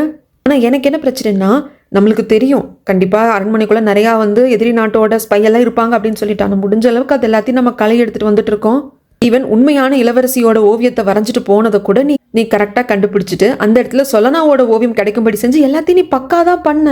ஆனால் அதை தாண்டி இன்னும் எதிரி நாட்டோட ஸ்பை நம்ம அரண்மனைக்குள்ளேயே இருக்காங்க அப்படிங்கிறப்போ ரொம்ப வேதனையாக இருக்குது. அது என்ன ஏதுன்னு பார்க்கணும் அப்படிங்கிறாங்க. அதுக்கப்புறமாக நான் அங்கே இருக்கிறப்ப நான் சொலனாவை கூப்பிட்டு பேசினேன். அவள் பண்ண ஹெல்ப்புக்கும் நன்றின்னு சொன்னேன். எதிரி நாட்டு அரசரோட அந்த கேர்ள் ஃப்ரெண்ட் வந்து நம்ம நாட்டுக்குள்ளே தான் இருக்கா அப்படிங்கிறத அவள் தானே கண்டும் பிடிச்சு சொன்னான். அண்ட் தென் அவளை நான் ஸ்பையாக நினச்சிக்கிட்டது வந்து தப்பு. அதுக்கும் நான் வருத்தம் தெரிவிச்சு அவளுக்கு என்ன வேணுமோ கேளு நான் கொடுக்குறேன் அப்படின்னப்போ, அவள் ஏற்கனவே தங்கச்சியை கண்டுபிடிக்கிறத பற்றி உங்ககிட்ட பேசியிருக்காளாமே, அவள் தங்கச்சி உடனே கண்டுபிடிக்கிறதுக்கான ஏற்பாடுகளை பண்ண அப்படின்னதும் உடனே இளவரசர் வந்து மாஸ்டர் கிட்ட சொல்லிடுவாங்க. மாஸ்டர் சொலனாவை கூப்பிட்டு இந்த மாதிரி வந்து பிரின்ஸ் வந்து ஆர்டர் போட்டாரு, அரசரோட நேரடி உத்தரவும் கூட, அதனால உன் தங்கச்சி கண்டுபிடிக்கிற வேலையில் இறங்க போகிறோம். நீ வந்து உன் தங்கச்சி எப்படி இருப்பான்னு சொல்லு அப்படின்னு சொல்லிட்டு சொலனா கிட்ட கேட்குறாங்க. சொலனா சொல்ல அதை வந்து எழுதிக்கிறாங்க. அந்த பொண்ணோட ஹைட் இந்த அளவுக்கு இருக்கும், நல்லா ஃபேராக இருப்பா, அவள் கண் இப்படி இருக்கும் அப்படின்னு சொல்லிட்டு எல்லாத்தையும் எழுதிக்கிறாங்க. பார்க்குறவங்கள தான் வரைகிறதுக்கு சின்னனுக்கு தெரியும். இந்த மாதிரி உருவம் இப்படி இருக்குன்னு வாய் வார்த்தையில் சொல்கிறத வரைகிறது சின்னனுக்கு தெரியாது. சொலனாவோட தங்கச்சி பார்க்குறதுக்கு எப்படி இருப்பா அப்படின்னு சொல்லிட்டு எல்லாத்தையும் எழுதி வாங்கிட்டு, நீ கொடுத்த இன்ஸ்ட்ரக்ஷனை வச்சு உன் தங்கச்சி இப்படி தான் இருப்பா அப்படின்ட்டு வரையக்கூடிய ஓவியர் இருக்காரா அப்படின்னு சொல்லிட்டு நான் கண்டுபிடிக்கிறேன். அதுக்கப்புறமாக என்ன ஏதுன்னு பார்க்கலாம். சீக்கிரம் கண்டுபிடிச்சிட முடியுமா மாஸ்டர் அப்படின்னு சொல்லி நான் கேட்கறதுக்கு, உன் தங்கச்சி வந்து ஓடி போகலை, ஒளியெல்லாம் ஐடென்டிட்டியை மறைச்சிக்கிட்டு வாழணும்னு நினைக்கல. ஏன்னா கொள்ளையர்கள் தான் கடத்திட்டு போயிருக்காங்க. அப்போ கண்டிப்பாக ஈஸியாக கண்டுபிடிச்சிடலாம். ஈவன் உன் தங்கச்சி அவள் ஐடென்டிட்டியை மறைச்சிட்டு வாழணும்னு நினச்சா கூட கண்டுபிடிக்கலாம். ஆனால் அது கொஞ்சம் தாமதமாகும். ஆனால் அப்படி இல்லாத பட்சத்தில் சீக்கிரம் கண்டுபிடிச்சிடலாம் அப்படிம்பாங்க. சொன்னாக்கு ரொம்ப சந்தோஷம். என் தங்கச்சி நான் எப்போ வருவேன்னு காத்துட்டு இருப்பா. கண்டிப்பாக நம்ம லைட்டாக தேனால கண்டுபிடிச்சிடலாம், எனக்கு அப்படி தான் தோணுது அப்படிம்பாங்க. சரிம்மா, அது மட்டும் இல்லாமல் இளவரசரை பார்க்கணும்னு கூப்பிட்டு விட்டாருன்னு மாஸ்டர் சொல்லுவாங்க. உடனே இளவரசரை பார்க்கறதுக்காக சொன்னா போவா. இளவரசரை கூப்பிட்டு விட்டீங்களாமா, என்ன எதுன்னு கேட்குறதுக்கு, இந்த மாதிரி உன் தங்கச்சி கண்டுபிடிக்கிறதுக்கான வேலைகளை வந்து மும்மரமாக பண்ண சொல்லிட்டேன். ஆமாம் இளவரசரே வந்து மாஸ்டர் சொன்னாங்க. அதுக்கப்புறமாங்க அந்த எதிரி நாட்டோட அரசர் பிடியில் நீ மாட்டிக்கிட்டு சிறையில் இருந்தப்போ உன்னை காப்பாற்றணும் அப்படிங்கிறதுக்காக நான் ரொம்ப வந்து முனைப்பாக இருந்தேன். அந்த சமயத்தில் நீ எனக்கு சொந்தமானவ, எனக்கானவ அப்படி இப்படின்னு வந்து நான் பேசியிருக்கேன். ஸோ அந்த மிஸ் அண்டர்ஸ்டாண்டிங் வந்து நான் கிளியர் பண்ணணும் அப்படின்னு திக்கி தனியாக பேசுகிறப்போ சொல்ல ரொம்ப காமாக சொல்லுவாள். எனக்கு தெரியும் இளவரசரே, நீங்கள் இன்னும் அதுக்கு விளக்கம் கொடுக்க வேண்டிய அவசியம் கிடையாது. நீங்கள் சொன்ன வார்த்தை அப்படிங்கிறது, உங்கள் கையால் நீங்கள் எனக்கு டேட்டு குத்தி விட்டுருக்கீங்க. நீங்கள் எனக்கு ஒரு எஜமானர் மாதிரி. அது மட்டும் இல்லாமல் நான் இந்த நாட்டோட ஒரு ப்ராப்பர்ட்டி. ஏன்னா அப்படி தான் நீங்கள் என்னை ட்ரெயின் பண்ணியிருக்கீங்க. ஸோ அப்படி ஒரு ப்ராப்பர்ட்டி தான் நீங்கள் காப்பாற்றிருக்கீங்க, என்னால் புரிஞ்சுக்க முடியுது அப்படின்னு சொல்கிறப்போ, இவ்வளோ ஈஸியாக நீ புரிஞ்சுக்கிட்டே சொல்லனா, அப்புறம் அவ்வளோதானா அப்படின்னு சொல்லிட்டு இளவரசர் கேட்பாரு. அவ்வளோதானா, வேற என்ன எதிர்பார்க்குறீங்க, வேற ஏதாவது நீங்கள் சொல்லணுமா அப்படின்னு சொல்லிட்டு சொல்லனா கேட்பா. இவங்க 2 பேர் பேசிக்கிறப்போ பாடி கார்டு வந்து இது தேராது அப்படிங்கிற மாதிரி தான் தலையாட்டுவார். ஆனால் இவங்க 2 பேருமே ஏதோ ஒன்றை வந்து கன்ஃபர்ஸ் பண்ண நினைக்கிறாங்க, ஆனால் அது வரமாட்டேங்குது. அதுக்கப்புறமாக சொல்லனா இருந்துட்டு, வேற எதுவும் இல்லைன்னா இளவரசர் என்ன கிளம்பட்டுமா அப்படிங்கிறப்ப இல்லை சொல்லனா இன்னொரு விஷயம் இருக்குது அப்படின்னு சொல்லி நிறுத்துவார். என்ன சொன்னார் அப்படிங்கிறது இங்கே சீனை அப்படியே கட் பண்ணால், இந்த தங்கச்சிக்காரியை பார்க்கறதுக்காக அரசர் கூப்பிட்டு விட்டுருப்பாரு. சாரிம்மா, அந்த இடத்துல நீ சடார்னு எங்களெல்லாம் பார்க்க வந்ததும் அந்த சொல்லனா பொண்ணை ஸ்பைன்னு சொன்னப்போவும் அங்கே நடந்த பிரச்சனையில் நான் உங்ககிட்ட வந்து குரலை ஒசத்தி பேசிட்டேன்.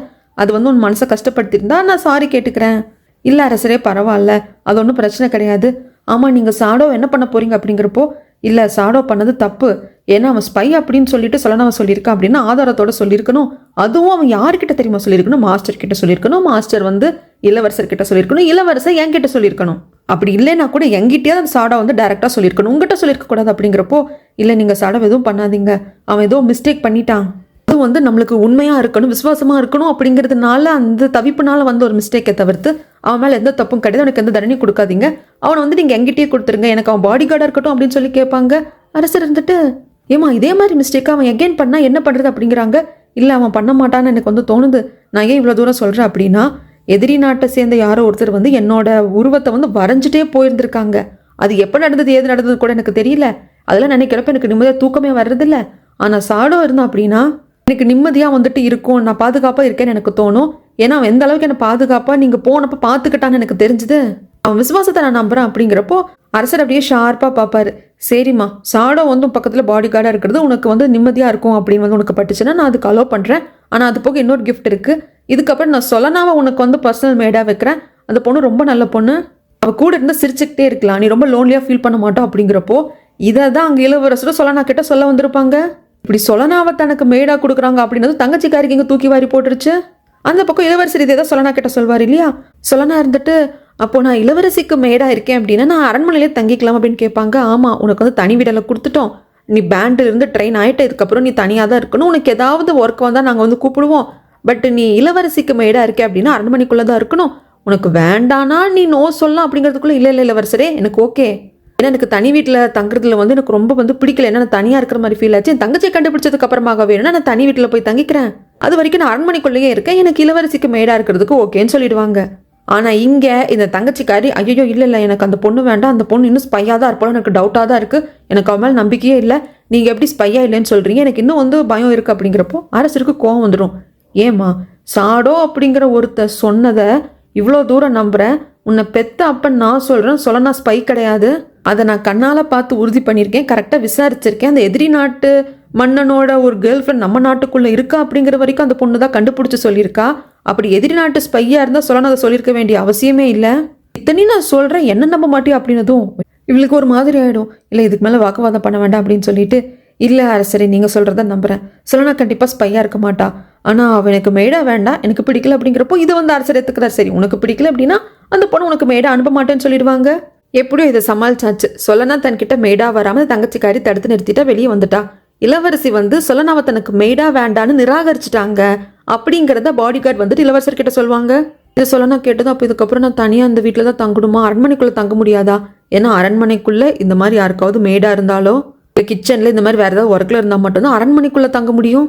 எனக்கு அந்த வீட்டில் தனியாக தங்க பிடிக்கல, இப்போ இளவரசி என்ன மேடாக வேண்டான்னு சொல்லிட்டாங்கன்னா நான் எங்கேயும் அங்கே தான் தனியாக போய் தங்கணும் அப்படிங்கிற சமயத்தில் இளவரசர் வந்துட்டு இல்லை நான் வேற ஒரு விஷயம் யோசிக்கிறேன் அப்படின்னு சொல்லிட்டு அரசர்கிட்ட சொல்லி ராணியை பார்க்க வந்து, இதுக்கப்புறம் ராணிக்கு நீ ஒரு மேடாரு, மெயினான மேடை எப்பவுமே ராணிக்கு ஒருத்தவங்க கூட இருப்பாங்க, அவங்க இருப்பாங்க, நீயும் ராணி பக்கத்தில் இரு, கிட்டத்தட்ட ராணி இதை நான் உனக்கு கிஃப்டாக கொடுக்குற மாதிரி தான் அப்படின்னு சொல்லிட்டு அரசர் சொல்வார். ஏன்னா இந்த பொண்ணு அவ்வளோ ஸ்வீட்டு, அவள் அவ்வளோ சிரிக்க வைப்பா, இந்த பொண்ணு கூட இருக்கிறப்போ அவ்வளோ நிம்மதியாகவும் நம்மளை வந்து மனசு விட்டு சிரிப்போனா பார்த்துக்கோமே அப்படின்னு சொல்லிட்டு தான் இதுக்கப்புறம் இவ்வளோ ஒரு மேடாக இருக்கட்டும் அப்படின்னு சொல்லிட்டு அரசர் சொலனாவை வந்து ராணி கிட்ட சொல்லி விட்டு வருவாங்க. கூடவே இளவரசரும் இருப்பாரு. இளவரசர் சொலனாவை அரண்மனைக்குள்ளேயே யாருக்காவது மேடாவது ராணிக்கோ இளவரசிக்கோ மேடாவது தங்க வைக்கிறதுக்கான காரணம் என்னன்னா, அரண்மனைக்குள்ள இன்னும் எதிரி நாட்டோட ஸ்பை யாராவது இருப்பாங்களா அப்படிங்கிற ஒரு டவுட் இருந்துகிட்டே இருக்கு. ஸோ அந்த அரண்மனைக்குள்ளேயே நீ இருக்கிறதன் மூலியமாக அந்த எதிரி நாட்டு ஸ்பை யார் என்னங்கிறத கண்டுபிடிக்கிறதுக்கும் உனக்கு அது ஒரு வேலையாக நான் கொடுக்குறேன். ஸோ இளவரசி உன்னை மேடா வேண்டான்ட்டாங்கன்னா என்ன, நீ ராணி கூட மேடா இருந்துட்டு அதை கண்டுபிடி அப்படின்னு சொல்லிட்டு இதுதான் வந்துட்டு மனசில் வச்சுக்கிட்டு இளவரசர் பிளான் பண்ணியிருப்பாரு. அது சொலனாக்கிட்டே சொல்லியிருப்பாங்க. சொலனாக்கு வந்து டக்குன்னு ராணி கூட கனெக்ட் ஆக முடியல, ராணி கொஞ்சம் தள்ளி வச்சு வியாடாக தான் பார்க்குறாங்க. ஆனால் ராணிக்கு தான் எம்ப்ராய்டரி வராது இல்லையா, எம்ப்ராய்டரி போடுறப்போ அந்த துணி கூட அப்படியே கீழே விழுந்திருக்கும். இதெல்லாம் பார்க்குறப்ப சொலனாக்கு புரியுது. ஆனால் ராணி எங்கேஜாக வச்சுக்கணும் அப்படிங்கிறதுக்காக ராணி எம்ப்ராய்டரி கற்றுக்கிறத விட இந்த நூலெல்லாம் வச்சு ஒரு கேம் சொல்லி கொடுக்குறோம் அப்படின்னு சொல்லிட்டு ஒரு கேம் சொல்லி தருவா. ராணி தான் குழந்தையாச்சே, இந்த மாதிரி விஷயம் ரொம்ப பிடிச்சி போச்சு, ஹவு ஸ்வீட், இந்த மாதிரி எனக்கு யாருமே சொல்லி கொடுத்ததில்ல, எனக்கு ரொம்ப ஜாலியாக இருக்குது, உனக்கு நிறைய விஷயம் தெரிய போல இருக்குன்னு சொல்லிட்டு ராணிக்கு பயங்கர குஷி ஆகிடுது. அந்த சமயத்தில் வந்து இன்னொரு பணிப்பெண் வந்து சொல்லுவாங்க, அரசரும் இளவரசரும் டீ குடிக்க போகிறாங்க, ராணி உங்களையும் இன்வைட் பண்ணியிருக்காங்க, ஜாயின் பண்ணியிருக்க சொல்லியிருக்காங்க, நான் அப்போ இதை வந்து இளவரசிக்கிட்டே சொல்கிறேன் அப்படின்னு சொல்லிட்டு இளவரசிக்கிட்டே வந்து சொல்ல இளவரசி மெய்டு வந்துட்டு இன்ஃபார்ம் பண்ணுவா. அதை தங்கச்சிக்காரி கேட்டதும், பரவாயில்ல, அப்பா டீ குடிக்கிறதுக்கு என்னையும் வந்து ஜாயின் பண்ணியிருக்க சொல்லியிருக்காரு, அவர் மேலே கோபமாக இருப்பாருன்னு நினச்சேன், சரி நம்ம போகலாம் அப்படின்னு சொல்லிட்டு கிளம்புறா. ஆனால் ராணி போகிறப்போ ராணி மட்டும் போகலை, கூட நம்ம சொலனாவை கூப்பிட்டு தான் வந்திருப்பாங்க. அங்கே வந்ததும், யோ அரசரே, நீங்கள் எனக்கு வந்து சொலனா ஒரு கிஃப்ட் மாதிரி கொடுத்துருக்கீங்கன்னு வச்சுக்கோங்க, இந்த பொண்ணு சோ ஸ்வீட், எனக்கு பிடிச்சிருக்கு, எனக்கு ஒரு கேம் சொல்லி கொடுத்தா, நான் உங்களுக்கு சொல்லி கொடுக்கட்டுமா அப்படின்னு சொல்லிட்டு அதே மாதிரி அந்த நூல் கண்டை வச்சு ஏதோ வந்து விளையாட்டெல்லாம் சொல்லி கொடுக்குற. அரசருக்கு ஒன்றும் தெரியறதில்ல, அங்கேயும் வந்து சொலனா சொல்லி கொடுப்பா. ராணிக்கெல்லாம் ரொம்ப சந்தோஷம், அரசருக்கும் இது பிடிச்சிருக்கு, ஏன்னா ராணி சந்தோஷமா இருக்காங்களே அப்படின்னு சொல்லிட்டு.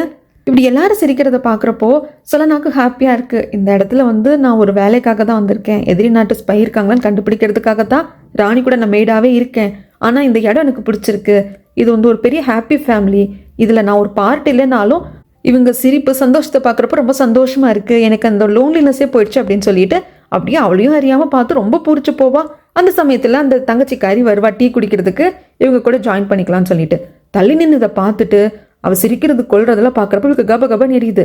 அப்போ அரசர் அங்கே கேட்பாரு, இந்த விளையாட்டெல்லாம் சொல்லணும் உனக்கு யார் சொல்லி கொடுத்தாங்க அப்படிங்கிறப்போ, நானே தங்கச்சி சின்னதுலேருந்து இப்படி தான் விளையாடுவோன்னு அவள் சொல்வாளா.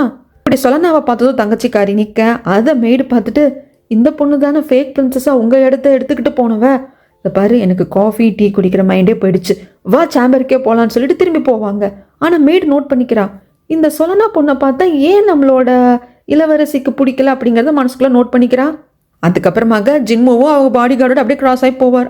அப்போ இந்த ஃபேமிலி சிரிச்சு குதூகலமாக இருக்கிறத பார்க்குறப்பெல்லாம் நான் மட்டும் அப்பா அம்மா இல்லாமல் கிடக்க, நீங்கள் மட்டும் சந்தோஷமாக இருக்கீங்களா அப்படிங்கிற மாதிரி தான் வயிறு எரிஞ்சிட்டு போவார். இந்த கோவத்தை எல்லாத்தையும் ப்ராக்டிஸ் பண்ணி அதில் தான் காட்டிகிட்டு இருப்பார். அந்த சமயத்தில் அப்படியே அந்த பக்கம் தான் நம்மளோட சொல்லனா வந்து டீ கப் எல்லாத்தையும் எடுத்துகிட்டு போவாங்களா. ஜின்முவை பார்த்துட்டு, ஜின்மு எப்படி இருக்கீங்க அப்படின்னு சொல்லிட்டு, ஆக்சுவலாக ஜின்முவையும் இளவரசர்னு தாங்க கூப்பிடணும். ஆனால் நம்ம இளவரசர் க்ரௌன் பிரின்ஸ், ரெண்டுக்கும் வித்தியாசம் இருக்குது. ஜின்முவும் இளவரசர் தான், இறந்து போன அரசரோட மகன். அவங்க அப்பா இப்போ உயிரோடு இல்லைனாலும் இவரும் இளவரசர் தான். எல்லாரும் அந்த மரியாதையோட தான் கூப்பிடுவாங்க. ஆனால் ஜின்மு கிட்ட பேசுகிறப்ப மட்டும் ஒரு பிரதர்லி பாண்டிங் வந்துன்னு சொல்லனாக்கு. ஜின்முக்கும் அப்படிதான். என்ன சொல்லனா, நம்ம அடிக்கடி மீட் பண்ணிக்கிட்டே இருக்கோம், இங்கே என்ன என்ன ஏது அப்படின்னு சொல்லி கேட்குறப்போ, இல்லை நான் குயினுக்கு வந்து இப்போ மெய்டாக இருக்கேன், அங்கே அரசர் இளவரசர் குயின் நல்லா டீ குடிச்சிட்டு இருந்தாங்களா, அதை எல்லாத்தையும் கொண்டு வைக்கிறப்ப தான் உங்களை எதிர்ச்சியாக பார்த்து பயங்கரமாக ப்ராக்டிஸ் பண்ணிட்டு இருந்தீங்க. ஆனால் இப்படி ப்ராக்டிஸ் பண்ணிட்டு இந்த ஸ்வெட்டெல்லாம் அப்படியே விடக்கூடாது, இதனாலேயும் கோல்டு பிடிக்கும் அப்படிங்கிறப்போ அவன் ஏற்கனவே விரக்தியில் இருக்கான். என்னமோ ஒன்று அதாவது என்ன பிடிச்சிட்டு போட்டுமே அப்படிங்கிற மாதிரி பேசுவான். அப்போ தான் ஜின்மு சொல்வான், இது இவ்வளோ பெரிய பேலஸ் தெரியுமா, ஆனால் இதுக்குள்ளே நான் உன்னையே அடிக்கடி மீட் பண்ணுறேன் அப்படின்னா இது ஏதோ விட்டுக்கரை தொட்டக்கரை போல இருக்குது அப்படின்னு சொல்லிட்டு பக்கத்தில் உட்கார சொல்லுவான். ஆனால் ஜின்மோ கிட்ட மட்டும் பேசுகிறப்ப பழகிறப்போ சொல்லனாக்கு அந்த சங்கோச்சமும் இருக்காது, ஜின்மோக்கும் இருக்காது. அதே மாதிரி தான் ஜின்மோவும் யாருக்கிட்டையும் இந்த ஃப்ரெண்ட்லியான பாண்டை வந்து ஜின்மோ ஃபீல் பண்ணதே கிடையாது. அதை சொல்லனா கிட்ட ஃபீல் பண்ணுறான். ஜின்மோ பேசுகிறப்ப அவன் கொஞ்சம் லோன்லியாக இருக்கான் அப்படிங்கிறது புரியுது. அதனால டக்குன்னு ஒரு சாப்பிட்ற பொருளும் என்னமோ ஆன்ட்டி கொடுத்துருப்பாங்க, அதை எடுத்து ஜின்மோ கிட்ட கொடுக்குறான். இது நீ எனக்கு கொடுக்குறியா அப்படின்னு சொல்லி ஜின்மோ கேட்குறதுக்கு, ஆமா நான் எப்பவும் சாப்பிட்டுக்கிட்டே இருப்பேன், பசி தாங்க மாட்டேன், அதனால எனக்கு ஆன்ட்டி எப்பவுமே செஞ்சு கொடுத்து அனுப்புவாங்க. ஆனால் எனக்கு என்னமோ உங்களுக்கு கொடுக்கணும்னு தோணுது, ஏன்னா நீங்கள் ரொம்ப லோன்லியாக இருக்கிற மாதிரி நான் ஃபீல் பண்ணுறேன், ஆனால் தயவு செய்து வாங்கிக்கோங்க, சாப்பிட்ற பொருள் என் மனசு மாறுறதுக்குள்ளே வாங்கிக்கோங்க அப்படின்னு சொல்லி கொடுப்பா. ஜின்மோ தேங்க்ஸ்ன்னு சொல்லி வாங்கிப்பாங்க. சரி ஜின்மோ எனக்கு டைம் ஆச்சு நான் கிளம்புறேன்னு சொல்லிட்டு அங்கேருந்து சொல்லனா போயிடுவாங்க. சொல்லனா கூட பேசணும் கொஞ்ச நேரம் வந்து ஏதோ தனக்குன்னு ஒரு ஃபேமிலி இருக்கிற மாதிரி ஜின்மோக்கு ஃபீல் ஆகும். அதுக்கப்புறம் ஜின்மோ அங்கேருந்து கிளம்புறப்போ இளவரசியோட சேம்பரை தாண்டி போகிறப்போ அப்படியே ஜின்மோ நிற்பாங்க. பக்கத்தில் இருக்கிற பாடி கார்டு கேட்பாங்க, நான் வேணா அறிவிக்கட்டுமா நீங்கள் வந்திருக்கீங்க அப்படிங்கிறப்போ, இல்லை வேண்டான்னு ஜின்மோ சொல்லிடுவோம். அப்போ தான் ஜின்மோ யோசிச்சு பார்ப்பான், இந்த எதிரி நாட்டோட அரசனை பார்க்கறதுக்காக போயிருந்த சமயத்தில் இந்த ஜின்மோவை கூப்பிட்டு விட்டுருப்பா இல்லையா தங்கச்சிக்காரி. அப்போ கூட இப்போ பார்த்தாலும் ஹெல்ப் என்ன கேளுன்னு சொன்னேன் இல்லை ஜின்மோ, எனக்கு ஒரு உதவி வேணும், எனக்காக நீ ஒருத்தவங்களை கொல்ல முடியுமா அப்படின்னு சொல்லி கேட்டிருந்திருப்பா இல்லையா. அதோட நம்மளுக்கு கட் பண்ணியிருப்பாங்க. அதுக்கப்புறம் எதுவும் காட்டியிருக்க மாட்டாங்க. இப்போ அதை வந்து ஜின்மோ நினச்சி பார்க்குறாங்க. ஜின்மோ ஷாக் ஆயிருந்திருப்பாரு. இளவரசி என்ன சொல்கிறீங்க, யாரை கொல்லணும் அப்படின்னு கேட்குறப்போ, புரியுது ஜின்மோ, திடீர்னு உன்னை கூப்பிட்டு யாராவது கொல்ல சொன்னால் நீ கண்டிப்பாக ஷாக் ஆகாதான். ஆனால் ஒன்று மட்டும் ஞாபகம் வச்சுக்கோ, ஒன்ஸ் ஒரே ஒரு வாட்டி நம்ம லைஃப்பில் ஒரு மர்டர் பண்ணிட்டோன்னு வச்சுக்கோ, அதுக்கப்புறம் நாமளாக இருக்க மாட்டோம். நம்ம முன்னாடி எப்படி இருந்தோமோ அந்த மாதிரி நம்ம மாறவே மாட்டோம். நமக்குள்ளே இருக்கிற இன்னசென்ஸ் போயிடும், எதை வேணுனாலும் பண்ணலாம் அப்படிங்கிற மாதிரி ஒரு மைண்ட் செட் வந்துடும் அப்படின்ட்டு. ஒரு வாட்டி காட்டுக்குள்ளே இருந்துட்டு இவ தப்பிச்சு வருவா இல்லைங்களா. அப்போ ஜின்மோவை பார்த்துருப்பா. ஜின்மோ வந்து ஒரு வேலையால் அனுப்பிச்சிருப்பான் இல்லை இந்த பொண்ணை ஃபாலோ பண்ணிட்டு போங்கன்னு சொல்லிட்டு, அவங்ககிட்ட இருந்து தப்பிக்கிறதுக்காக அவனை பள்ளத்தில் தள்ளி விட்டு அவன் வந்து தங்கச்சிக்காரி காலை பிடிச்சிக்கிறப்போ கையில் இருக்கிற ஹேர் பின்னாலேயே வந்து அவன் கையை குத்தியிருப்பான். அந்த வழியில் அவன் கையெடுத்து கீழே விழுந்து இறந்து போயிருப்பான் இல்லையா. அது வந்து இவன் மனசில் இருக்குது, நம்ம லைஃப்பில் நம்ம வந்து பண்ண ஒரு ஃபர்ஸ்ட் மர்டர் அதுதான் வந்து நம்மளை இவ்வளோ பாதிக்குது அப்படின்னு சொல்லிட்டு அதை பற்றி தான் யோசிச்சு சொல்வான். ஒன்ஸ் நீ மர்டர் பண்ணிட்ட அப்படின்னா உனக்குள்ளே இருக்கிற இன்னசென்ஸ் போயிடும், என்ன வேணா பண்ணலாம், யாரை வேணா என்ன வேணா பண்ணலாம் அப்படிங்கிற மாதிரி வந்துருன்ட்டு அந்த இன்சிடெண்ட்டை சொல்லாமல் அந்த மனசில் வச்சுட்டு இதை மட்டும் சொல்லியிருப்பான். ஆனால் கடைசி வரைக்கும் யாரை கொல்றதுக்காக உங்ககிட்ட ஹெல்ப் கேட்டேன், எதுக்கு கூப்பிட்டேன் அப்படிங்கிறது ஜின்மோ கிட்ட சொல்ல. அதுக்கப்புறம் அங்கே நின்று ஜின்மோ வந்து பாடி கார்டு கூப்பிட்டு கிளம்பி போயிட்டாங்க. அதுக்கப்புறமாக உள்ள இருக்கிற தங்கச்சிக்காரி தான் காட்டுறாங்க. அப்படி குப்புன்னு வேத்து போய் உட்காந்துருப்பா. பக்கத்தில் இருக்கிற மெய்டு, என்னம்மா இது, உங்கள் இடத்த எடுத்துக்கிட்டு அவள் வந்து ஃபேக் பிரின்சஸாக போனா, அவள் ஸ்பையாக இருப்பாங்கன்னு நீங்கள் கூட சந்தேகப்பட்டீங்க, அது ஃபுல்லாக கிளியர் ஆச்சான்னு கூட தெரியல, இப்போ என்னடா அரசருக்கு பக்கத்தில் அந்த பொண்ணு நேனு கெக்க பக்கேன்னு சிரிக்கிறான், நீங்கள் அரசர்கிட்ட பேசணும் அப்படிங்கிறப்போ கொஞ்சம் அமைதியாக இரு, என்னை வந்து மேலே மேலே பேசி எனக்கு கடுப்பேத்தாது அப்படின்னு சொல்லிடுவா. அதுக்கப்புறம் தான் மெய்டு நல்லா நோட்டீஸ் பண்ணி பார்ப்பா, முகமெல்லாம் வேத்து போய் ரொம்ப ஒரு மாதிரி இருப்பா. உங்களுக்கு எதுவும் உடம்பு சரியில்லைன்னு நினைக்கிறேன், நான் வைத்தியரை கூப்பிட்டுமா அப்படிங்கிறப்போ, அதெல்லாம் ஒன்றும் இல்லை, எனக்கு ரெஸ்ட் எடுத்தால் சரியாக போயிடும், இதுக்கப்புறம் அரசர் என்ன ஏதாவது பார்க்கணும் இல்லை டீ குடிக்கிறதுக்கு என்ன ஏதாவது கூப்பிட்டாரு அப்படின்னா நான் ரெஸ்ட் எடுத்துகிட்டு இருக்கேன் அப்படின்னு சொல்லி அதை நீயே நிராகரிச்சிரு, இப்போ நீ கொஞ்சம் வெளியே போய் வெயிட் பண்ணு, நான் தூங்கி ரெஸ்ட் எடுக்கணும் அப்படின்னு சொல்லிட்டு மெய்டை வந்து வெளியே அனுப்பிச்சிருவா. இவன் மைண்டில் இருக்கிறதெல்லாம், நாம நம்ம அக்கா சொலனாவோட இடத்த எடுத்துக்கிட்டோம், ஆனால் அந்த இடத்துக்கு சொந்தமானவ சொலனா தான், அந்த இடமே அவளை தேடி போயிடுமோ அப்படின்னு தான் பயமா இருக்கு இவளுக்கு. இந்த மேடு வெளியே வந்துட்டா இல்லையா, வெளியே வந்தவன் நர்சரிக்கு வரா. நர்சரிக்கு வந்து டாலுமை பார்த்து வணக்கம் மேடம் அப்படிங்கிறப்ப டாலும் திரும்ப வணக்கம் மந்திரியாரு அப்படிங்கிறப்போ மந்திரியார் திரும்ப அங்கே கரெக்டாக கதவை சாத்திக்கிட்டு உள்ள அப்போதான் மாஸ்டர் வருவார். வணக்கம் மாஸ்டர் அப்படின்னு சொல்லிட்டு இந்த மெய்டு சொல்கிறப்ப தான் நம்மளுக்கு தெரிய வருது. ஒரு வாட்டி இந்த மாஸ்டர் சொல்லியிருப்பார் இல்லையா, இந்த பேண்டில் ஃபஸ்ட்டாக செலக்ட் ஆகிற பொண்ணு நீ இல்லை, சில வருடங்களுக்கு முன்னாடி உன்ன மாதிரியே ஒரு பொண்ணு செலக்ட் ஆயிருந்தான்னு சொல்லிட்டு அந்த பொண்ணு வேற யாரும் இல்லை, இந்த தங்கச்சிக்காரி கூடவே இருக்கிற இந்த மெய்டு தான். இந்த மெய்டு பேண்டை சேர்ந்த ஆள் தான். அது மட்டும் இல்லாமல் இந்த நாட்டுக்கு ஒருத்தி திடீர்னு இளவரசி தான் தான் சுபேக்கான்னு ஒருத்தி வந்திருக்கா, அவள் உண்மையா போலியா அப்படின்னு கண்டுபிடிக்கணும் அப்படிங்கிறதுக்காக இவங்க 3 பேரும் சேர்ந்து தான் இந்த மெய்டை தங்கச்சிக்காரிக்கிட்ட அனுப்புறதுக்கான பிளானே போட்டிருப்பாங்க. அதை குயினை வச்சு பண்ணது மந்திரியார் தான். ஏன்னா அரசர் இன்னும் அந்த பொண்ணை ஏற்றுக்கல, அந்த பொண்ணை தனியாக தான் வச்சிருக்காரு, இளவரசி பட்டம் கொடுக்கல, இன்னும் உனக்கு மெய்டு இல்லாததுனால நான் உனக்கு மெய்டு கொடுக்குறேன், குயின் கொடுத்த மெய்டு தானே இந்த மெய்டு. அதுக்கு பின்னாடி பிளான் போட்டதெல்லாம் மந்திரியாரும் டாலுமும் மாஸ்டரும் தான். ஆனால் தன் பொண்ணான குயின் கிட்ட போய் மந்திரியார் பேசி இந்த மெய்டையே அந்த தங்கச்சிக்காரி கூட வந்து மெய்டா இருக்கவை அப்படின்னு சொல்லியிருந்திருப்பாரு. ஆனால் இப்போ எதுக்காக பார்க்க கூப்பிட்டுருக்காங்க, தங்கச்சிக்காரியை பற்றின எந்த டீட்டெயில்ஸை கலெக்ட் பண்ண போகிறாங்க அப்படிங்கிறத நம்ம பொறுத்திருந்து பார்க்கலாங்க. அடுத்த எபிசோடில் சொல்கிறேன். இதோட 48வது எபிசோட் முடியுதுங்க.